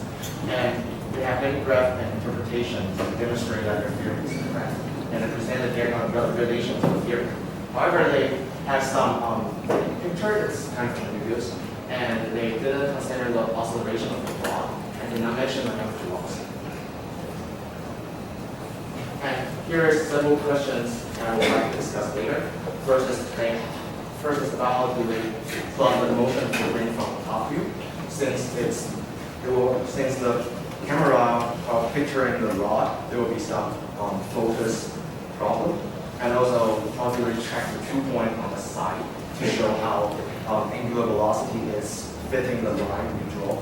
And also, I would like to ask about how the source of the energy loss, and also on page 25, why did the report plot the 2 points with different rod together? And also, I would like to clarify whether it is a frictional, whether it is static friction coefficient or a kinetic friction coefficient. And also, from the theory, they introduced the neural rotation, and also, but they lack of the introduction about the theory for smooth rod, which is kind of weird.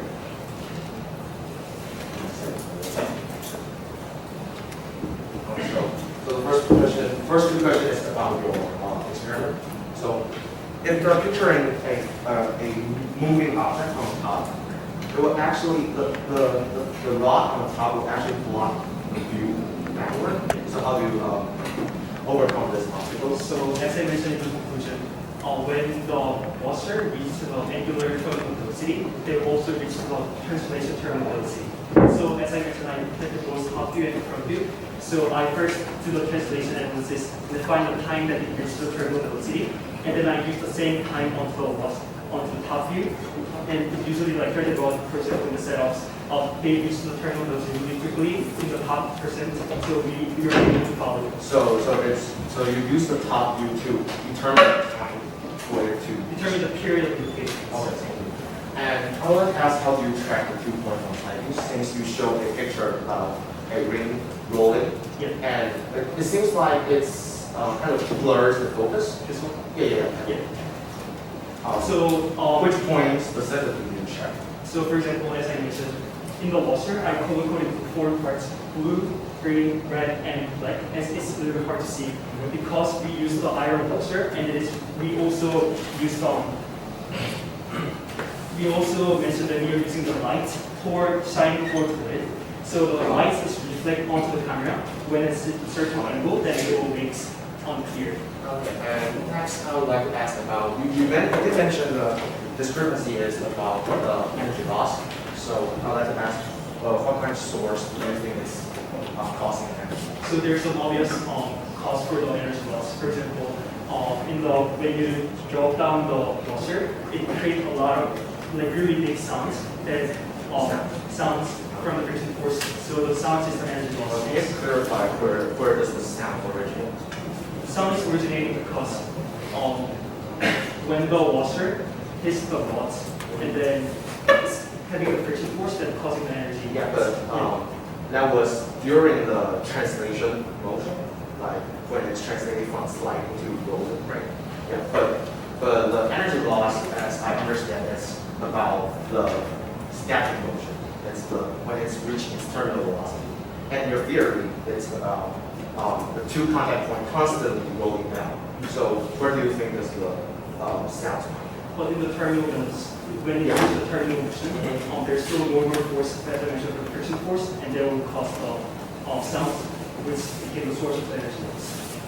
Sounds inside of the block or? Because of the kinetic friction when it reaches to the terminal motion. And next, can you turn to page 25? Yeah.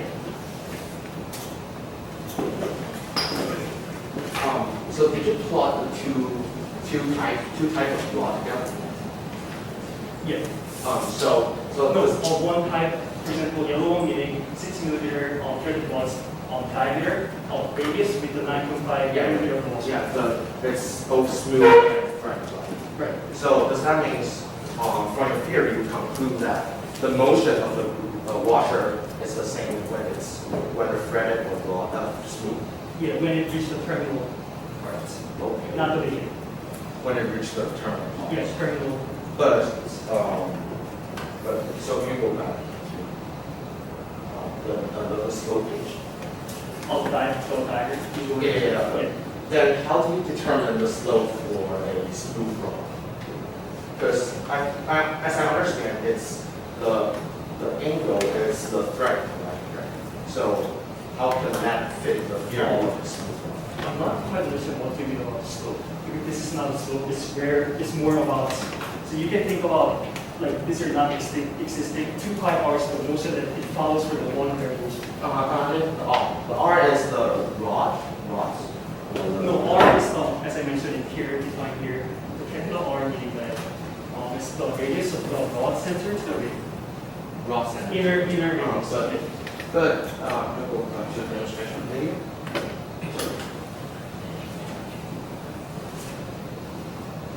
It seems like it's following the thread right down. So how do you determine this theory for a smooth rod? Like it doesn't seem to be the same. Correct. So we believe that based on the analysis for the graph, the threaded rod is, you can think as like the thicker rods, smooth rods. Yeah, and then that's the part that I mentioned about in the limitation. It's possible that when the gap is larger and the washer connecting the threaded parts or non-threaded parts, it will be different. But in our assumption with the analysis, we are concluding that the threaded rod is the larger and thicker rods, smooth rods. So you did make sure that the washer's thickness did not go into the thread. Thickness, you mean this thickness. Yeah, it does not go into it, Yeah, causing for any this additional normal Yeah, force. but if we has different gapping between the threaded rod, it's possible. Okay. So, may I ask about, like, when it's spinning down, it seems to have a tilted angle. Correct. So have you considered that in your theory? Tilted angle, that's where, No, so, can you go back to the last, also, sorry. Yeah, so from this picture, yeah, it means that you are doing it, the washer should be like a angle around. correct. So, but it seems like the center of mass is still in the same point with the rod, like the center of the rod. But do you have any experimental proof to show that it's really the center of mass of the washer did not have a displacement? But we're only talking about the terminal velocity motion. But in the terminal motion, there are 2 contact points. So there, you have equal radius distance towards the center for the contact but points. actually, it could be the other way around if the total angle is different. So, may I control on the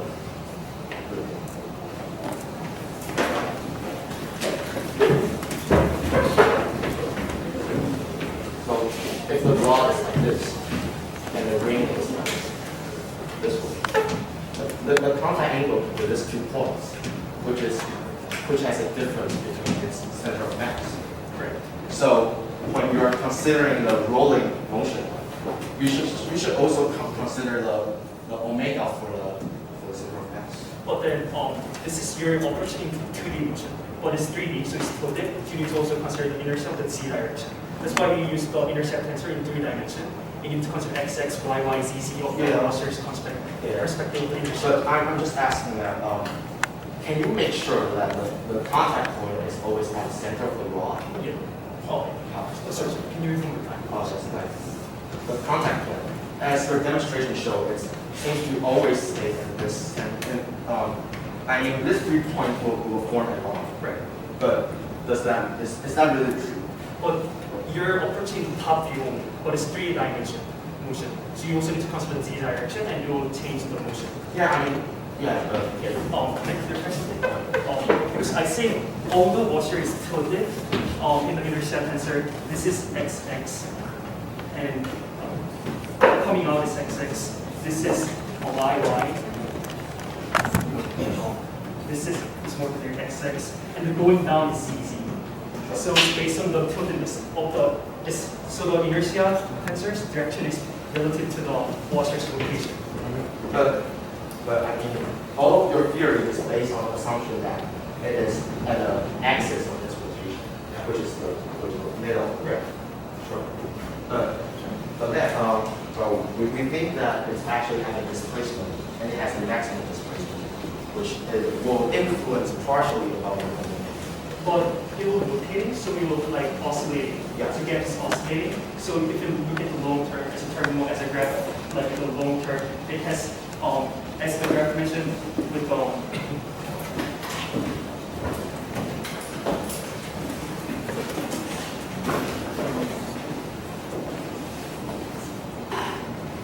it's not reaching like this constant point, it's still wobbling. It's caused by the gap between the center of the centerness that as you Always. So you kind of simplify it into your view. yeah. Thank you. Next, I would like to ask about your measurement of your coefficient. Okay. So from your graph, from an experimental setup, it seems like you are measuring the kinetic friction. But through the experiment, through a motion, you say that it's a constant contact force. So why is it a kinetic? It's not constant. But There's two lower of the contact Yeah. point is a constant. Two rods. the 2 contact points can spin. So is that a rolling or slipping? Are you asking in the angular direction or translation I or mean, precession? if you roll a ball, the contact point change, but at instant the contact points won't change. So the determining so the force acting on it should be a static. Static. Yeah. So why is it a kinetic friction? But as I mentioned in the beginning, I think you're only talking about the one motion out of 3. Because I analyzed it to 3 different person, as I mentioned, for translation, rotation, and precession. And then slipping is only the beginning of the translation, but it's But I'm asking that, so you analyze the rest with kinetic friction? yeah. Because kinetic friction is the one that determines caused by the Time's up. There's some other discussion. Go ahead. So through all the discussion with the reporter, they seem to disregard the center's rotational angular velocity, which we think that it has an impact on the terminal velocity. And when they're analyzing the friction, I don't quite yet understand why this is a kinetic friction. Since it is rolling down at a constant speed. So, but I do understand that how they frame their system, and which was not initially at our consideration, and also they have a clear demonstration of the theory, but yeah, they did not discuss all the theory of the Smith rod, which I hope to discuss with them further on. So So the reviewers, please ask questions to both teams. Now, 3 minutes.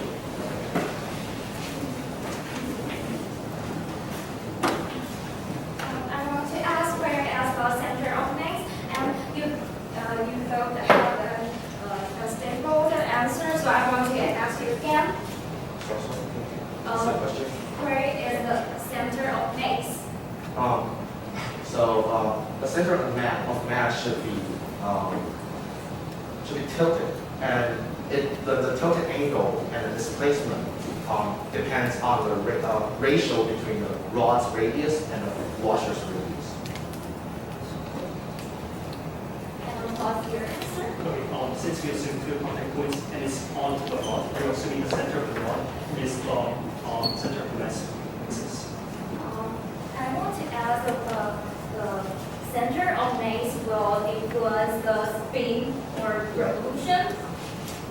Yes, so as I bring up to the intercept answer, intercept 3 dimension will influence both translation, precession, and also angular.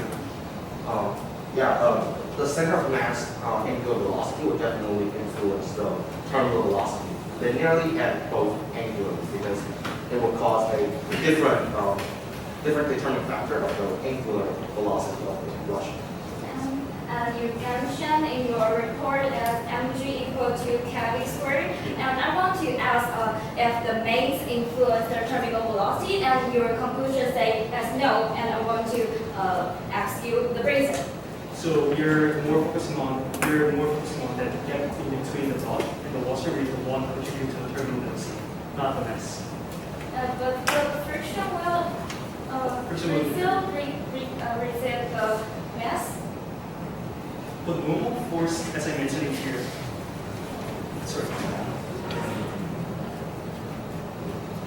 normal force is toward this one, so they're not influenced by the mass at all. I actually agree with that, because as the mass changed, both of the force will change. So I think the influence on the center of mass should be the same.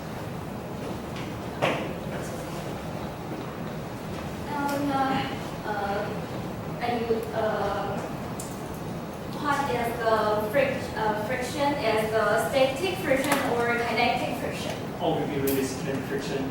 Although as one of the that is translation motion is the constant, but we also need to consider it's slipping through the vertical parts and also the precession that causes the difference. I actually think in the precession, because it's rolling across the line, it should be a static friction.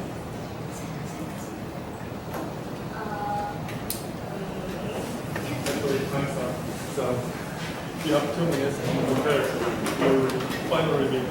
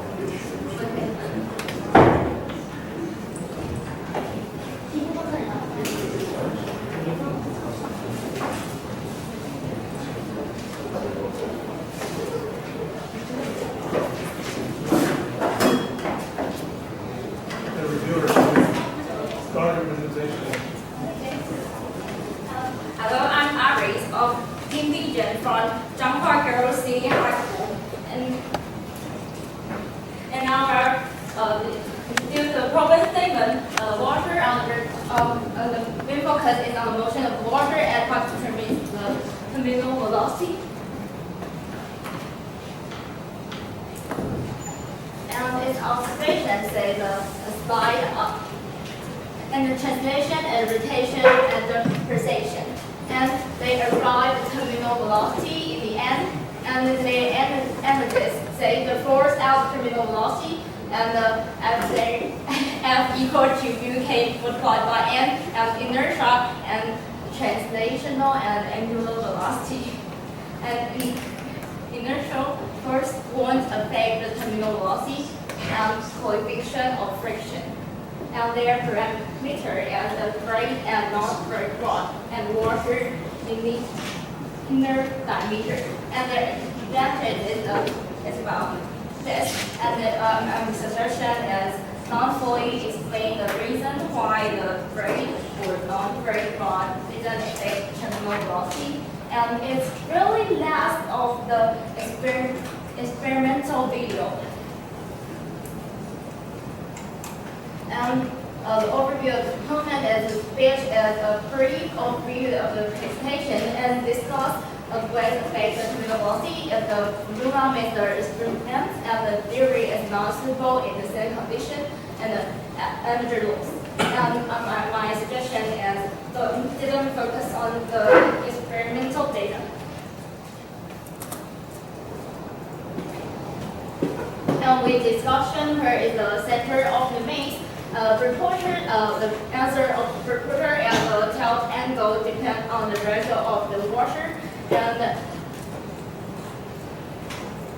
And my answer is the washer will rotate around the center of maze, and I think the center of maze is in the center of maze is the center of the washer. And they discuss center of maze is affect the result, and reporter saying no, and the component is in the other. And my answer is yes, because the center of maze may rotate around the center of the rod and make some torque or some friction. And they discuss the static or kinetic friction coefficient, and the reporter is a kinetic and opponent as a static. And I think I agree with opponent because they may in some time they may have the pro rotation, so I think it makes a static friction. And it's most important about the experiment is can vibrate. The vibration of the rod influence the result, and the smooth rod and is the lack of the video, and the radius of the rod and the buoyant force and the initial angular velocity and the angular of the insulation. And our analysis is the link of the relationship with between the rotation and speed. Thank you. Now for the reporter to present his concluding remarks. You have 2 minutes. I want to say that the gap between the ball and the washer inner radius is the one parameter that contributes to this phenomenon. And then we still believe that there's a 2 contact points when you reach the terminal motions. And then terminal velocity does not depend on the threaded or non-threaded rod's initial force or washer mass. As we mentioned that the threaded rod will be multiplied as a thicker smooth rod. Terminal velocity and angular terminal velocity is only related to the R, small r, big R, and kinetic coefficient of frictions. And the washer falls into the contact points with the rod, then decelerate to reach the terminal velocity. And then discussion point, topic is unclear, but it's only the reflection from the light source, but it does clear in a different angle that it reflects in different parts, not in the camera. And then the energy loss, we mentioned that it's the sound that is creating due to the friction energy. So that's why the theoretical one is overestimating compared to the empirical data. And then this follows the threaded loss. And then we also want to know about the experimental data. I think we here brought out that they're not many quantitative analysis, but the error bar meaning that I did multiple times, and the data looks at the normal distribution, and I get the standard deviation from there, and then I get the two standard deviation away from the top to the bottom to plot it. So there's a multiple quantitative analysis I conduct in this research. And washer might not contact point and center of the mass of the grading, motion and inertia, and there are no considered those points. I will talk about the K&A coefficient because as we mentioned, the threaded rod is the thicker version of the smooth rod, and the smooth rod is spinning with slipping. So we still believe that we need to consider this friction as a K&A friction coefficient. Thank you. Thank you very much. And now for juries to ask questions. We already mentioned that when you are talking about the rod with stress, and the rod with the stress point, and when the pitch separation is very small, it is approaching to the smooth one. Yeah. So my question for you and comment for the other two is that when you are shooting the rod with the stress, do you need to consider about the separation of the pitch? Also, does it matter? Does it matter to have any stress separation would be okay? It will not the same, although based on the assumption we said the same material has the same coefficient. But if the thread is going up and the washer comes in, and it will fall onto the threaded parts, and it will cause external forces that are not equilibrium. Makes it equilibrium. So you did do some evaluation for that part? We did not, but that's what we think about this topic. Okay. My answer is that when concerning a threaded rod, it will actually have two types of terminal velocity, which sounds paradoxical, but actually when the tilting angle, as I just mentioned, is proportional to its ratio of the radius of the washer and the rod, which has a maximum tilting angle. If it's rolling down at its tilted maximum angle, it will have one kind of terminal velocity. However, if it's following the thread downwards, it will have another kind of velocity, which don't have the tilting angle. Like not as much of it as the maximum, which will influence the terminal velocity. May I draw it back for? Like,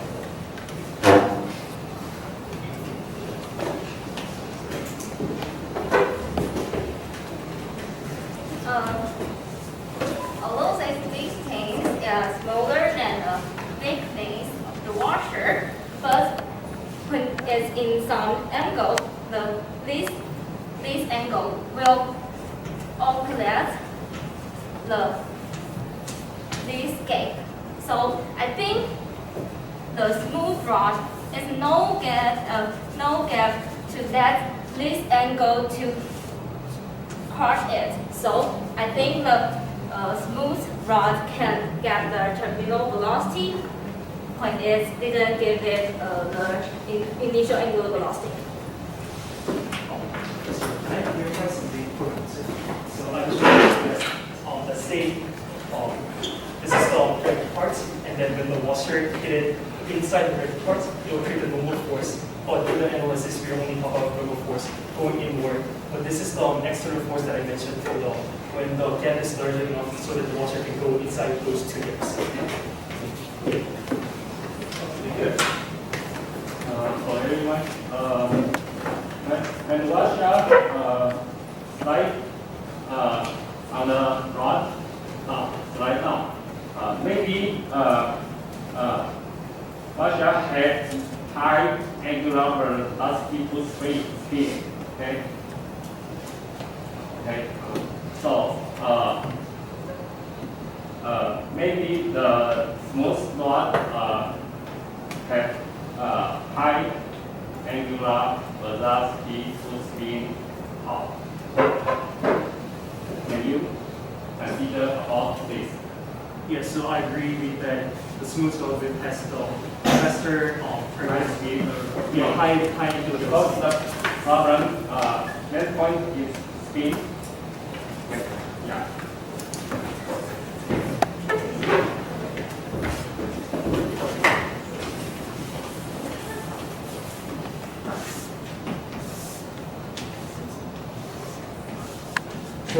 So you mean that when the washer spins very fast on a smooth rod, and so it will create a angular momentum, which will cause the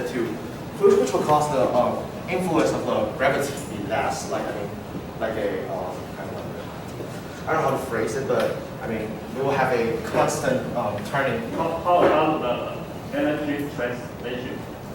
So as it roll through the rod, we'll have a rolling resistance, and the rolling resistance will cause the energy to lose, and therefore it starts to tilt until it has two contact points and will start to spin downward. That's what we also observe. For me, I think when you need stronger initial angular velocity at the insole, it will spin without any translation motion. But then I think there's some threshold angular velocity that it starts to move down, and then this determines what angular velocity. Do you agree? So I personally agree that it will work in the beginning, but then I also just want to bring up about the threshold angular velocity that will start to move down rather than just rotating horizontally. Yeah.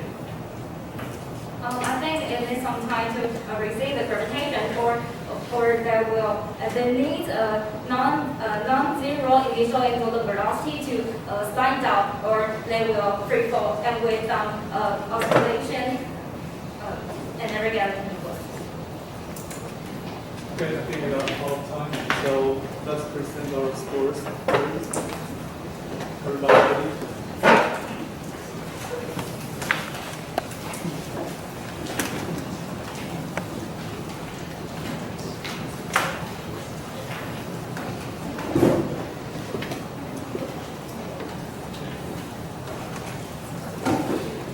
Okay, for the recorder, I've got a clock. 8, 5, 5, 8, and 8.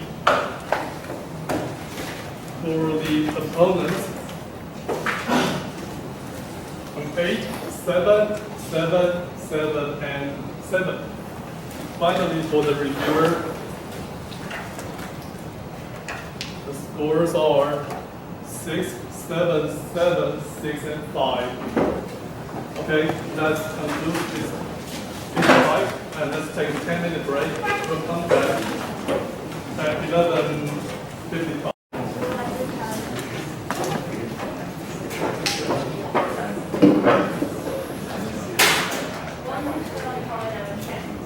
Number 10.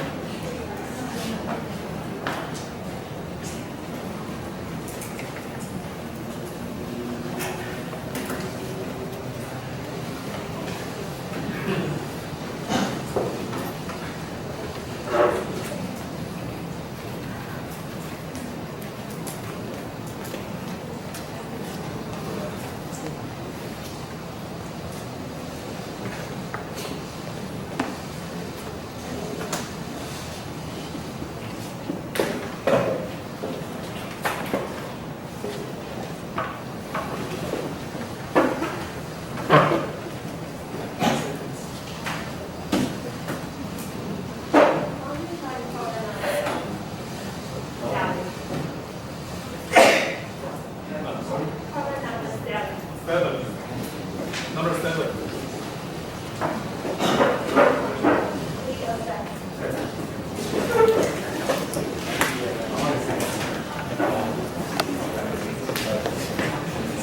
Hands on the board, please.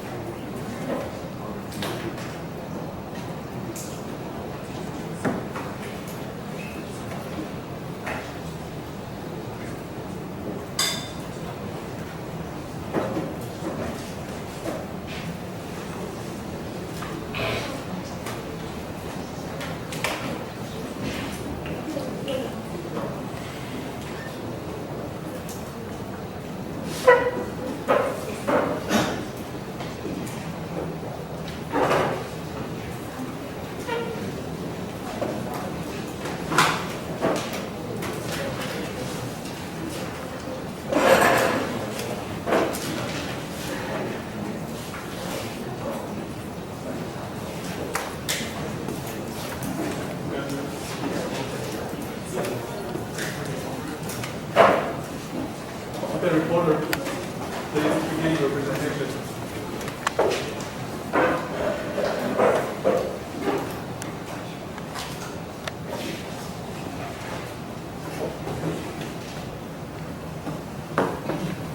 Honorable judges and worthy opponents, I am the reporter for problem 7, three-sided dice. So this problem wants us to discuss the physical and geometrical features of the perfect three-sided dice, and also we should analyze its dynamical performance. First of all, I'm going to begin with our theory introduction. So our definition of a perfect three-sided dice is a cylinder that has the same probability of landing on its head, tail, and sides. And in order to observe its dynamical performance and how it's going to land on the ground, we use this theory. We introduce the theory of torque and tendency of three-sided dice to talk about that. And before that, we have several variables to define. First of all is the angle theta. This angle is the angle between the vertical axis and the line PQ. And the next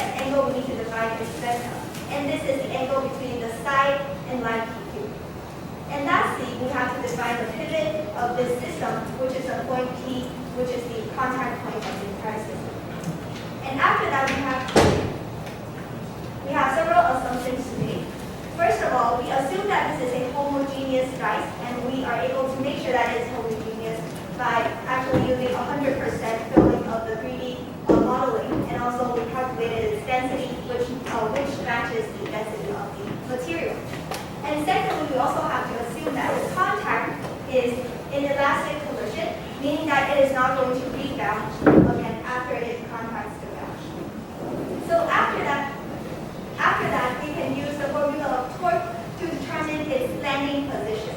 So for example, if theta is between -2 beta and 0, the landing position is going to be the head, and the others follow the same logic. And after that, we will define the aspect ratio of the cylinder to be 2r over h, and 2r being the diameter. And given the previous definition of beta, we can now define this as arctangent of the aspect ratio. And after that, if we want to calculate the probability of head and tail or side, we would have to put the width of the interval over the total angle to pi, which is 360 degrees.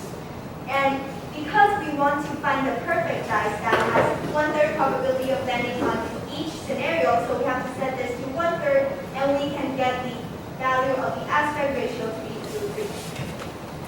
So in order to, before moving on to our experiment, we have another theory to talk about. So this is about the dynamics of three-sided dice while rotating in the air. So before that, we have to talk about the Euler parameters, and here we can see that this parameter corresponds to the initial angle of the dice, and the other three corresponds to the three-dimension velocity of the dice. And this is the left matrix is the simplified version of the right matrix.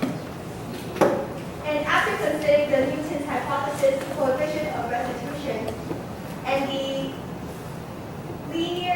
angular momentum theorem and linear momentum theorem, and because this looks very complicated because it is separated into 3 dimensions and with different variables, we can get the simplified version of the formula, which is as follows.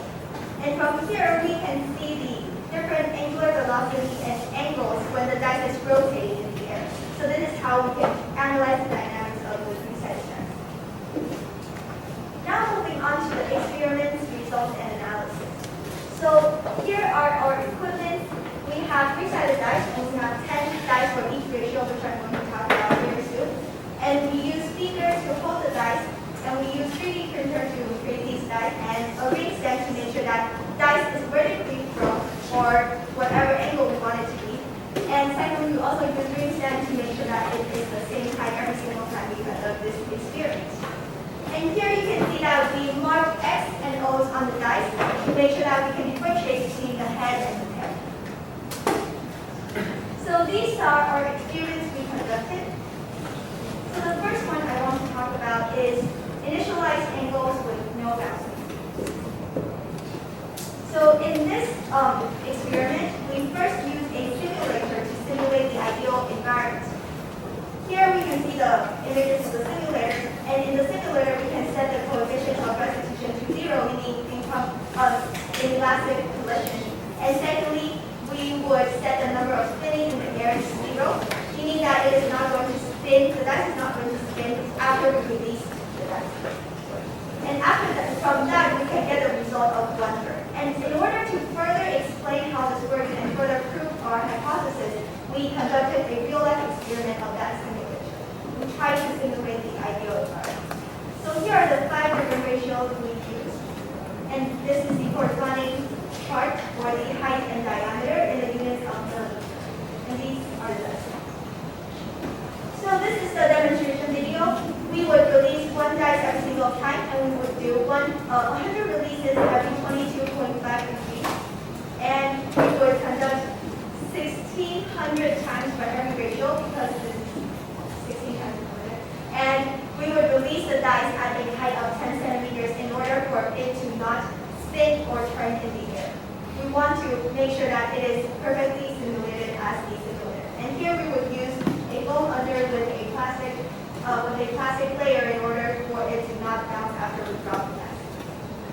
And here are different angles we use, and our way of doing this is we would hold that in a ring stand and we would use the phone app of the 5 watts to determine whether this angle is accurate or not. And this is the result line of our experiment. So here we can see the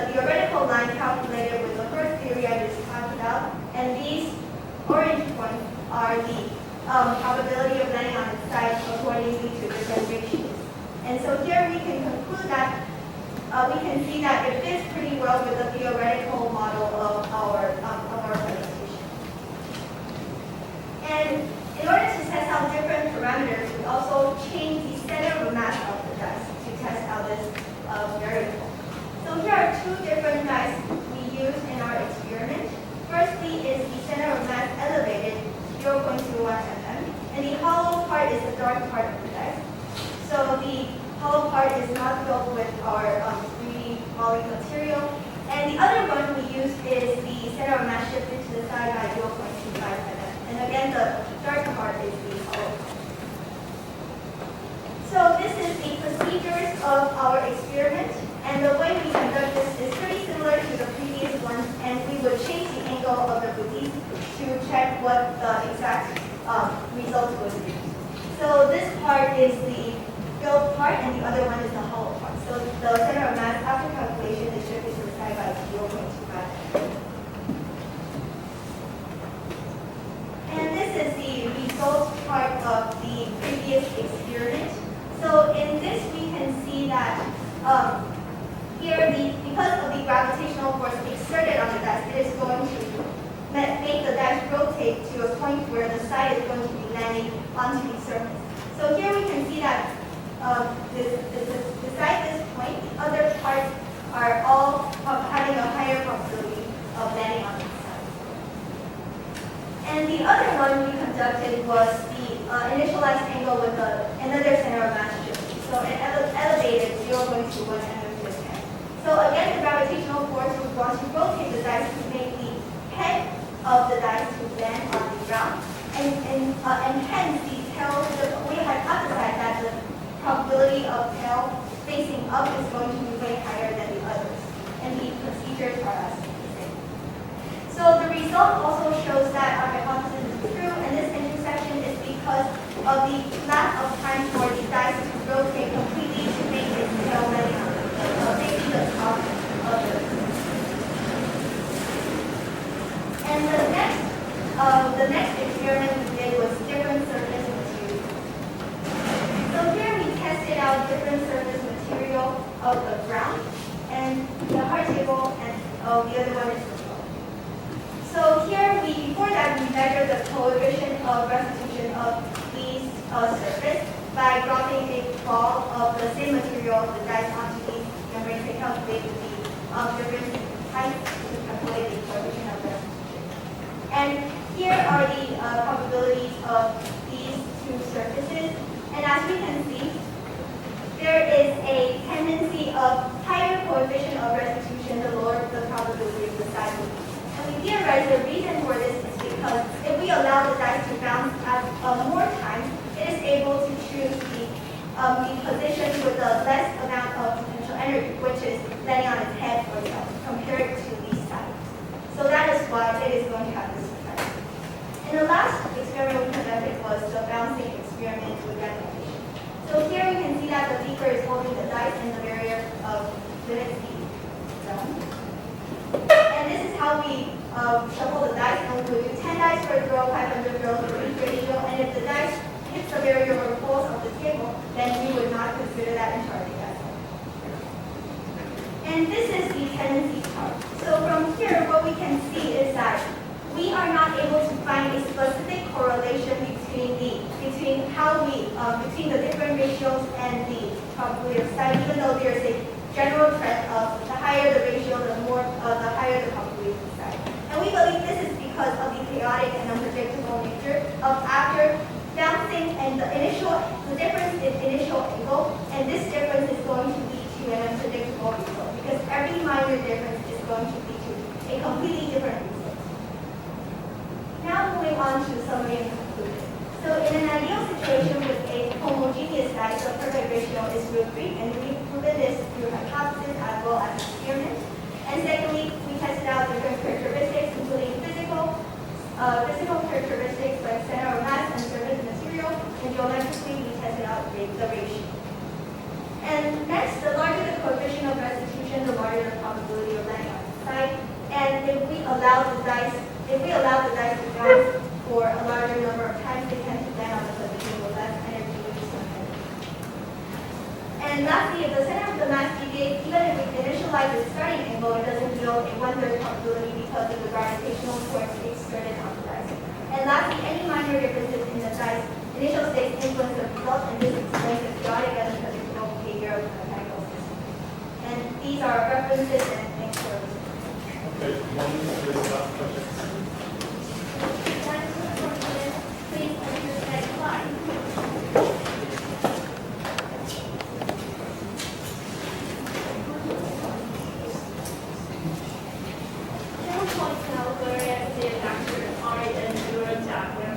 Okay, so here, because we assume that this mass is homogeneous, so every single force exerted on this dice can be considered exerting on the center of the mass. Here. And because we consider the pivot of this system is point P, we can calculate the R cross R, and we can get the gravitational force pulling it. If this is between the range of -2 beta 0, it is going to land with this F. Oh, so this is the gravitational force, the red force. Please turn to page 182.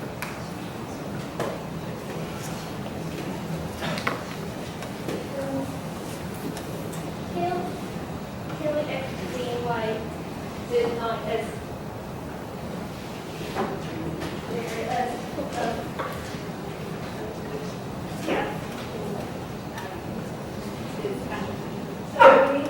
Why there is a okay, so we have several explanations for this. First of all, we think this might be just an error value in our experiment because, as we just mentioned, every single minor difference in initial angle is going to lead to a difference in result. But from this general result, we can see that the probability of landing on the side is getting higher. So we think that this doesn't really affect how we can interpret this result in this.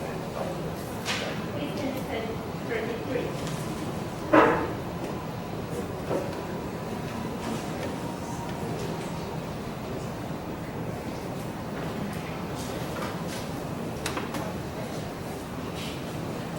Okay, time's up.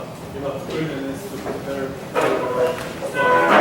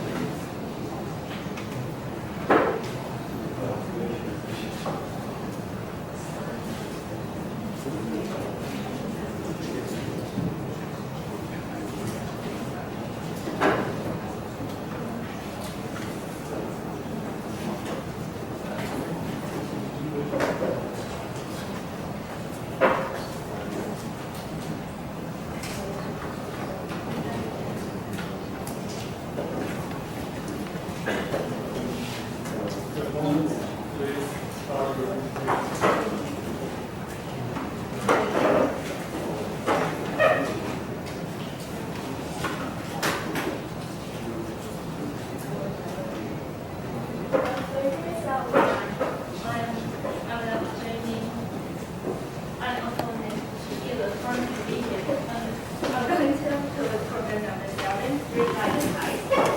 Imagine Stephen to down a point on the side that's often associated with the idea of real objects and what you feel in, but this is geometrical characteristics of a cylindrical device, so that it has the same probability to land on its side as one object exists.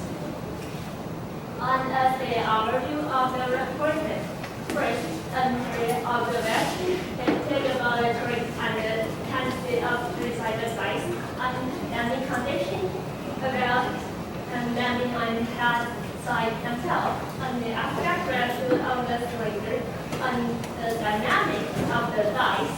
And in her analysis, she done it and got a release on the naturalized angle and the pointing angle and the coefficient of restitution. And her experiment, it does some experiments about the engineer density of mass of the dice and changing the angle of the releasing and restitutionality of spinning and different contact surface material and in the calculation. And this is how the larger the coefficient of restitution the bigger the probability of landing on site. The viewer has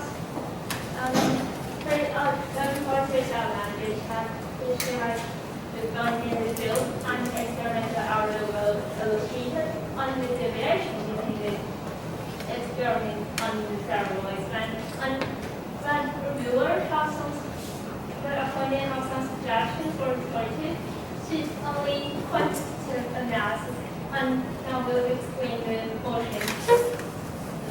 motion of the dice when they go and hit the floor. There is something I want to discuss, and for the observation, I want to talk about the rotation when the dice fill and it counts the rotation. And the parameter, I want to talk about the relation, the enough initial combination of the dice and the surface material and coefficient of restitution and the material of the dice and the relating angle. And yes, I want to start a discussion.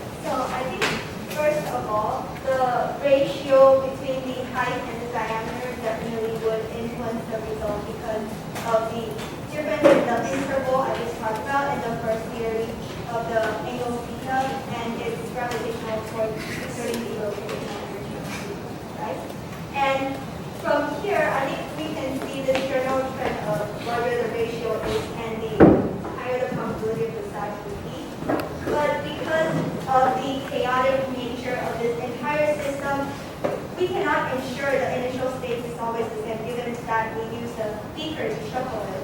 So we are not able to make sure the idealized ratio of this three-sided dice if we want to use randomization as the initial way of shuffling the dice.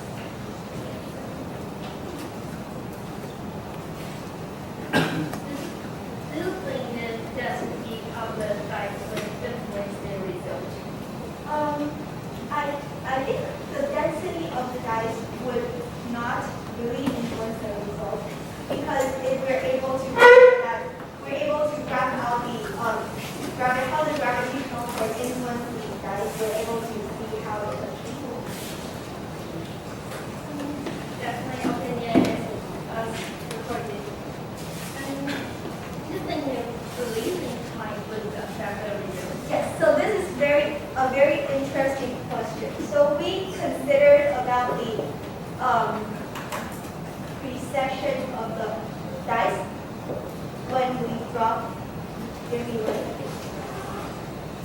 So here we can see that if during the following process of the dice, if we give the height of the dice at a very high position, the potential energy of the dice is going to transform into the precession energy of the dice, meaning that it's going to start spinning like this when it drops.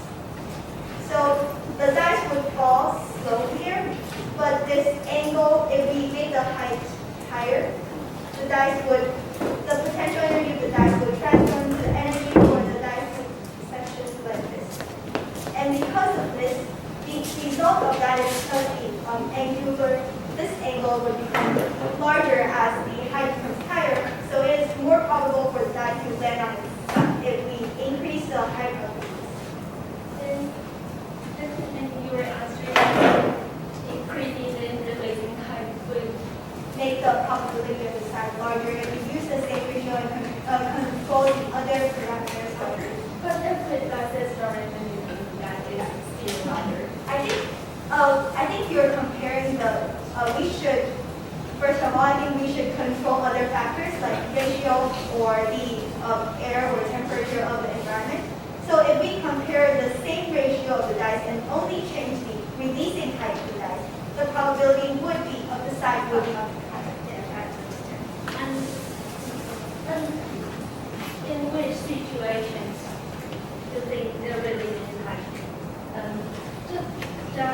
If we just throw the dice like this, as very short distance, and a very short distance, a very straight height, and just release the dice.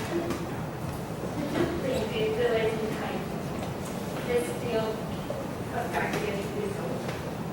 Do you mean if we control the releasing height at a very short distance?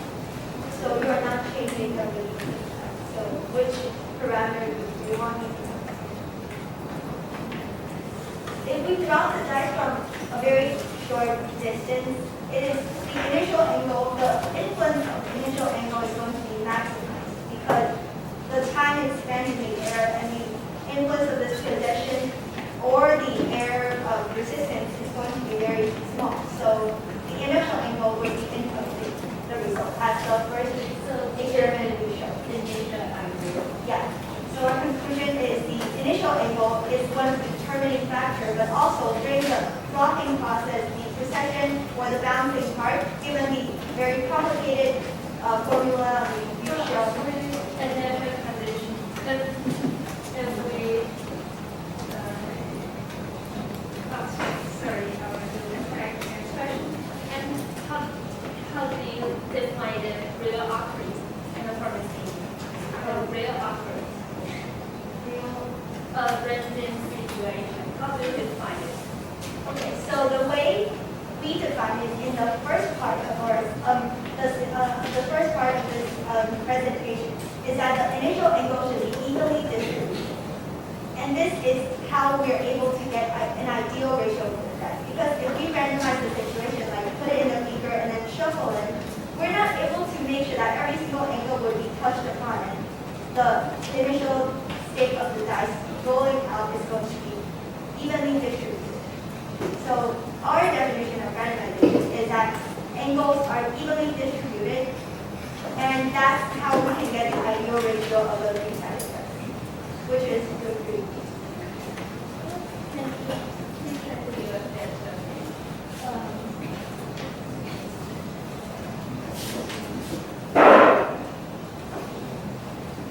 Which page?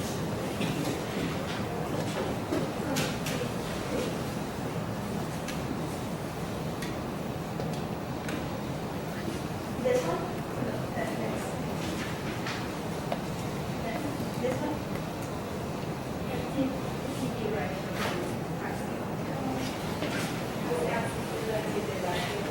Is it the ratio? Oh, no, that's it. The x-axis is the angle we tested, and the one to the ratio. For this one, we only conducted the root 3 ratio because given the theory, it is the idealized ratio of the three-sided dice is root 3. So in this experiment, we only use the ratio root 3 to do the experiment. Please turn to page 19.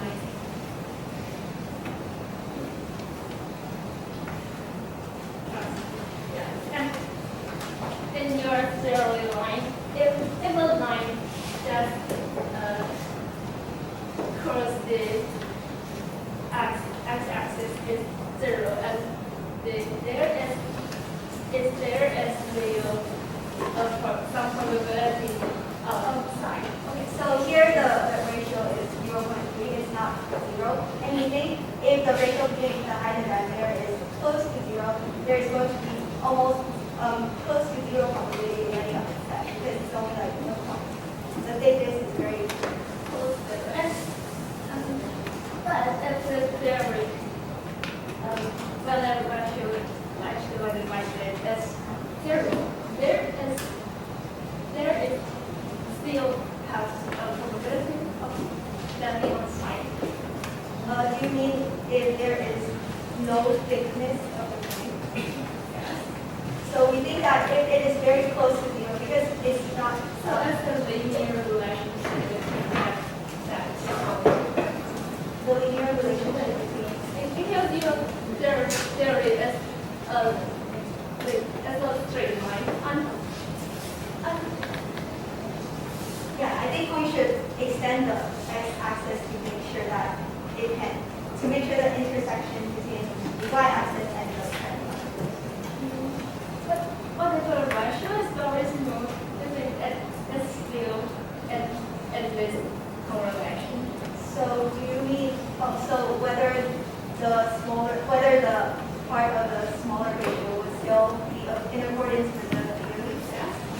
So we think that it is going to be in accordance with the theory because of the theta interval and the interval we just showed you. And if the thickness of this point is close to 0, the probability of letting on the side is going to be minimal. And also we think that the point where it contacts the y-axis does not exist because there is no 0 ratio between extensions. So just close to 0 and not at least. Yeah, so it's so very close. Okay, time up. A moment, please summarize your discussion.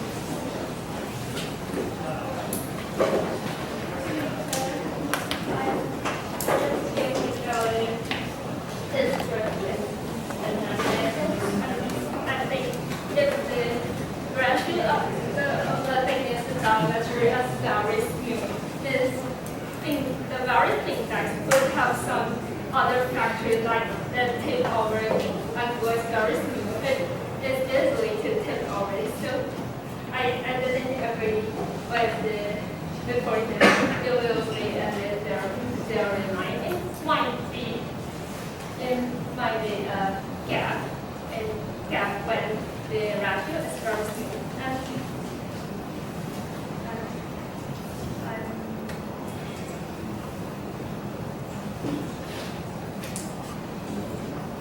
About the density of the dice. I agree with the Okay, time's up. Okay, reviewer, please ask questions. First of all, I want to ask the reporter that Why do you want to consider no bouncing? Because we think the bouncing process of the dice is going to make the initialized angle influence on the dice ending position very little. And we think that we can compare the results of bouncing and no bouncing to make sure how much or to what extent does the initial angle Why do you think it's that necessary to consider no bouncing situation? I think this finding cannot be. In your page 19, and can you show the graph? Okay. You only measure some points, but what about the when the time goes by? Would it still increase with the line, with the vertical line? Will it still increase? Yeah, we think there is also a maximum, so there's going to be a boundary condition of this entire scenario. And we, after reading through the references, we found that a lot of people connected this result to be about 0.85. So you said that you have a theoretical value ideal is a root 3, and I want to ask that which situation is the bouncing situation or It's the no bouncing with the coefficient of restitution being 0 and the spin in the air being 0. So like the simulation of our environment. So you didn't do experiment for to prove that root 3? We did. It is the first. So we actually It's the simulation or the reality? So we did both of the things. So the first thing is the simulator, and the other one is initialized angle with no bouncing. And we tried to make the environment almost the same with the simulator. And here we can see that the result of this is what we got from the initialized angle with no bouncing. And similar to Sorry, can you explain what simulator progress progress or program. program? So this is actually in our reference, and we took this from one of the websites, and we changed these variables accordingly. So it is written in visual speed. So how about the parameters that hollow or solid dice will affect the result? How low Okay, is time's up. You have 3 minutes to prepare your presentation.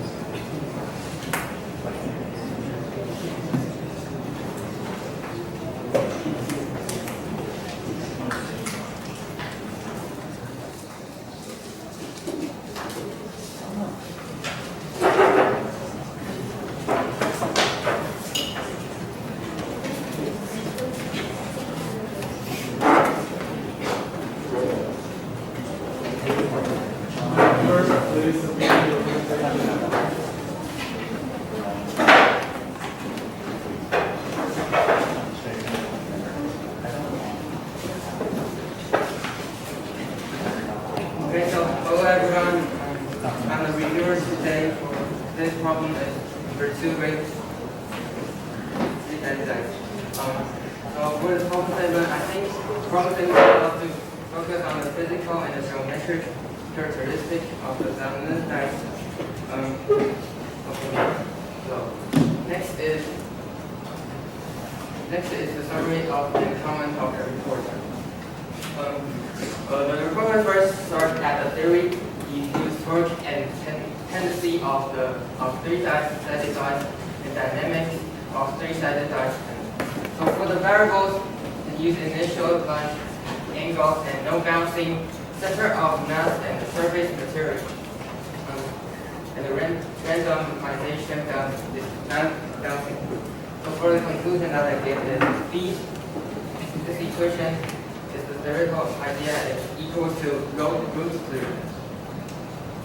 And for the advantage to the revolution is complete theoretical analysis and the reverse experimental process. And 3 is a clear explained in many graphs. And the suggestion is lack of experiment data and statistics not clearly shown. So, and this is the comment and summary for the opponent. First, the opponent starts at overview of the proposal, and then there's the strength and suggestions, and last is the question for the discussion. So for the advantage to the opponent is have mentioned the key points and the problem statement, and suggestion is discuss more about equation of the theory and discuss more about the phenomena and focus on more toward the sport, and sport is the key.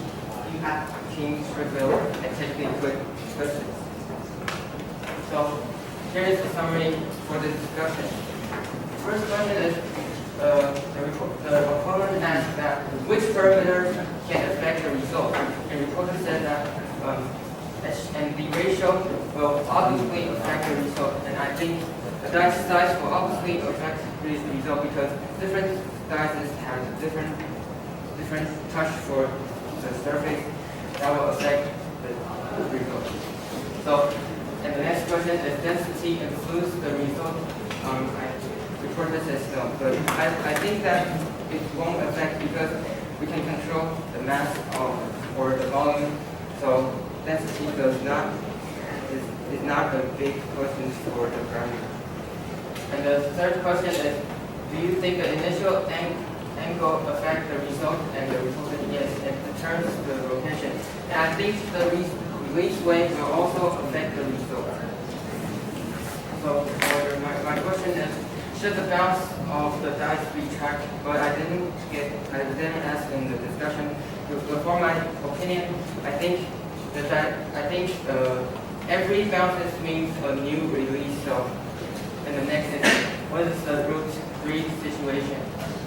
Because I didn't get a thoroughly explanation for this theoretical ideal. So I asked the reporter, and the reporter says that he used in the no bouncing situation. But I think there, and he also did experiments in the reality, so in the simulations. Okay, so that's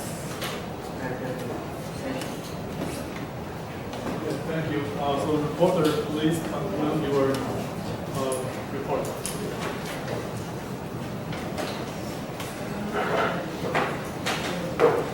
Honorable judges, worthy opponents, I am the reporter for problem 7 three-sided dice. So, after this remarkable discussion with the opponent as well as the reviewer, we come up with some concluding remarks. So first of all, we restated that the random bouncing of the dice is very chaotic. Therefore, it is nearly impossible for us to find a perfect ratio for the dice in this chaotic situation. And secondly, the density will not affect the probability of landing on side health or test. And thirdly, during the falling process, if the dice is placed in a high position, the probability of landing on the side will be higher because of the collision force. And number 4 is that if the height of the dice above the ground is very low, the influence of the initial angle is going to be maximized and therefore affecting the result as the main determining factor. While if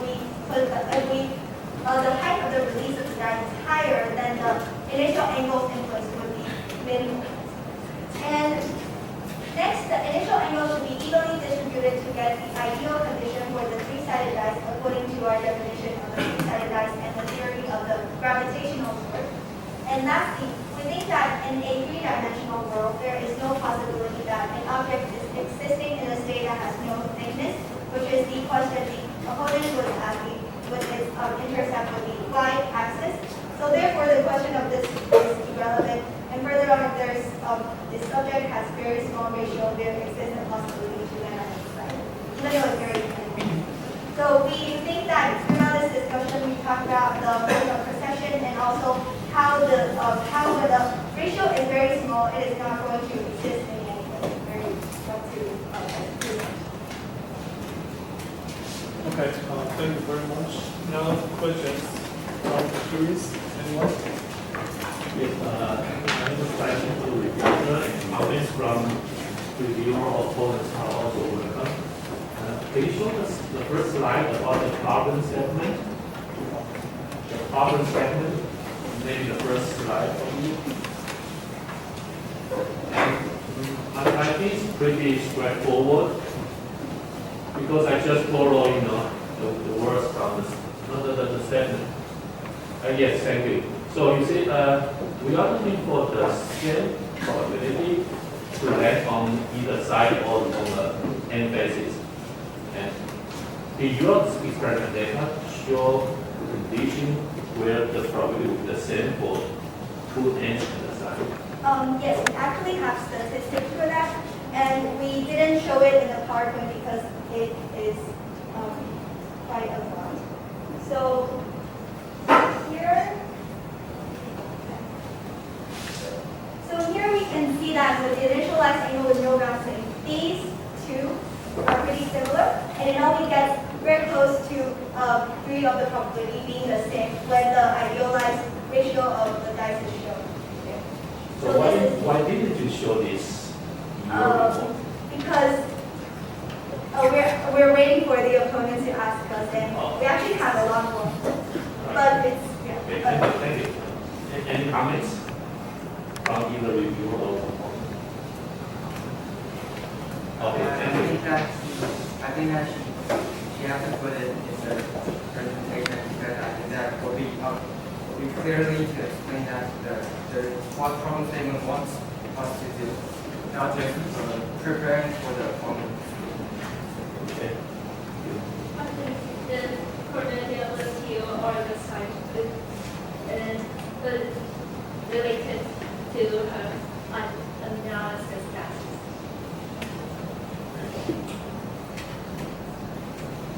Okay, any more questions? No? So I think it's now 12:50, so we should pick up the pace. So let's present scores for each one. Johnny, ready? For the reviewer, reporter, I'm too hungry.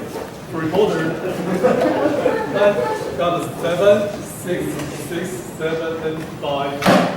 And for the opponent, a 6, 6, 6, 6, and 5. Finally, for the reviewer, a 6, 7, 7, 6, and 6. Okay, I think that's the end of the morning session. Let's go eat.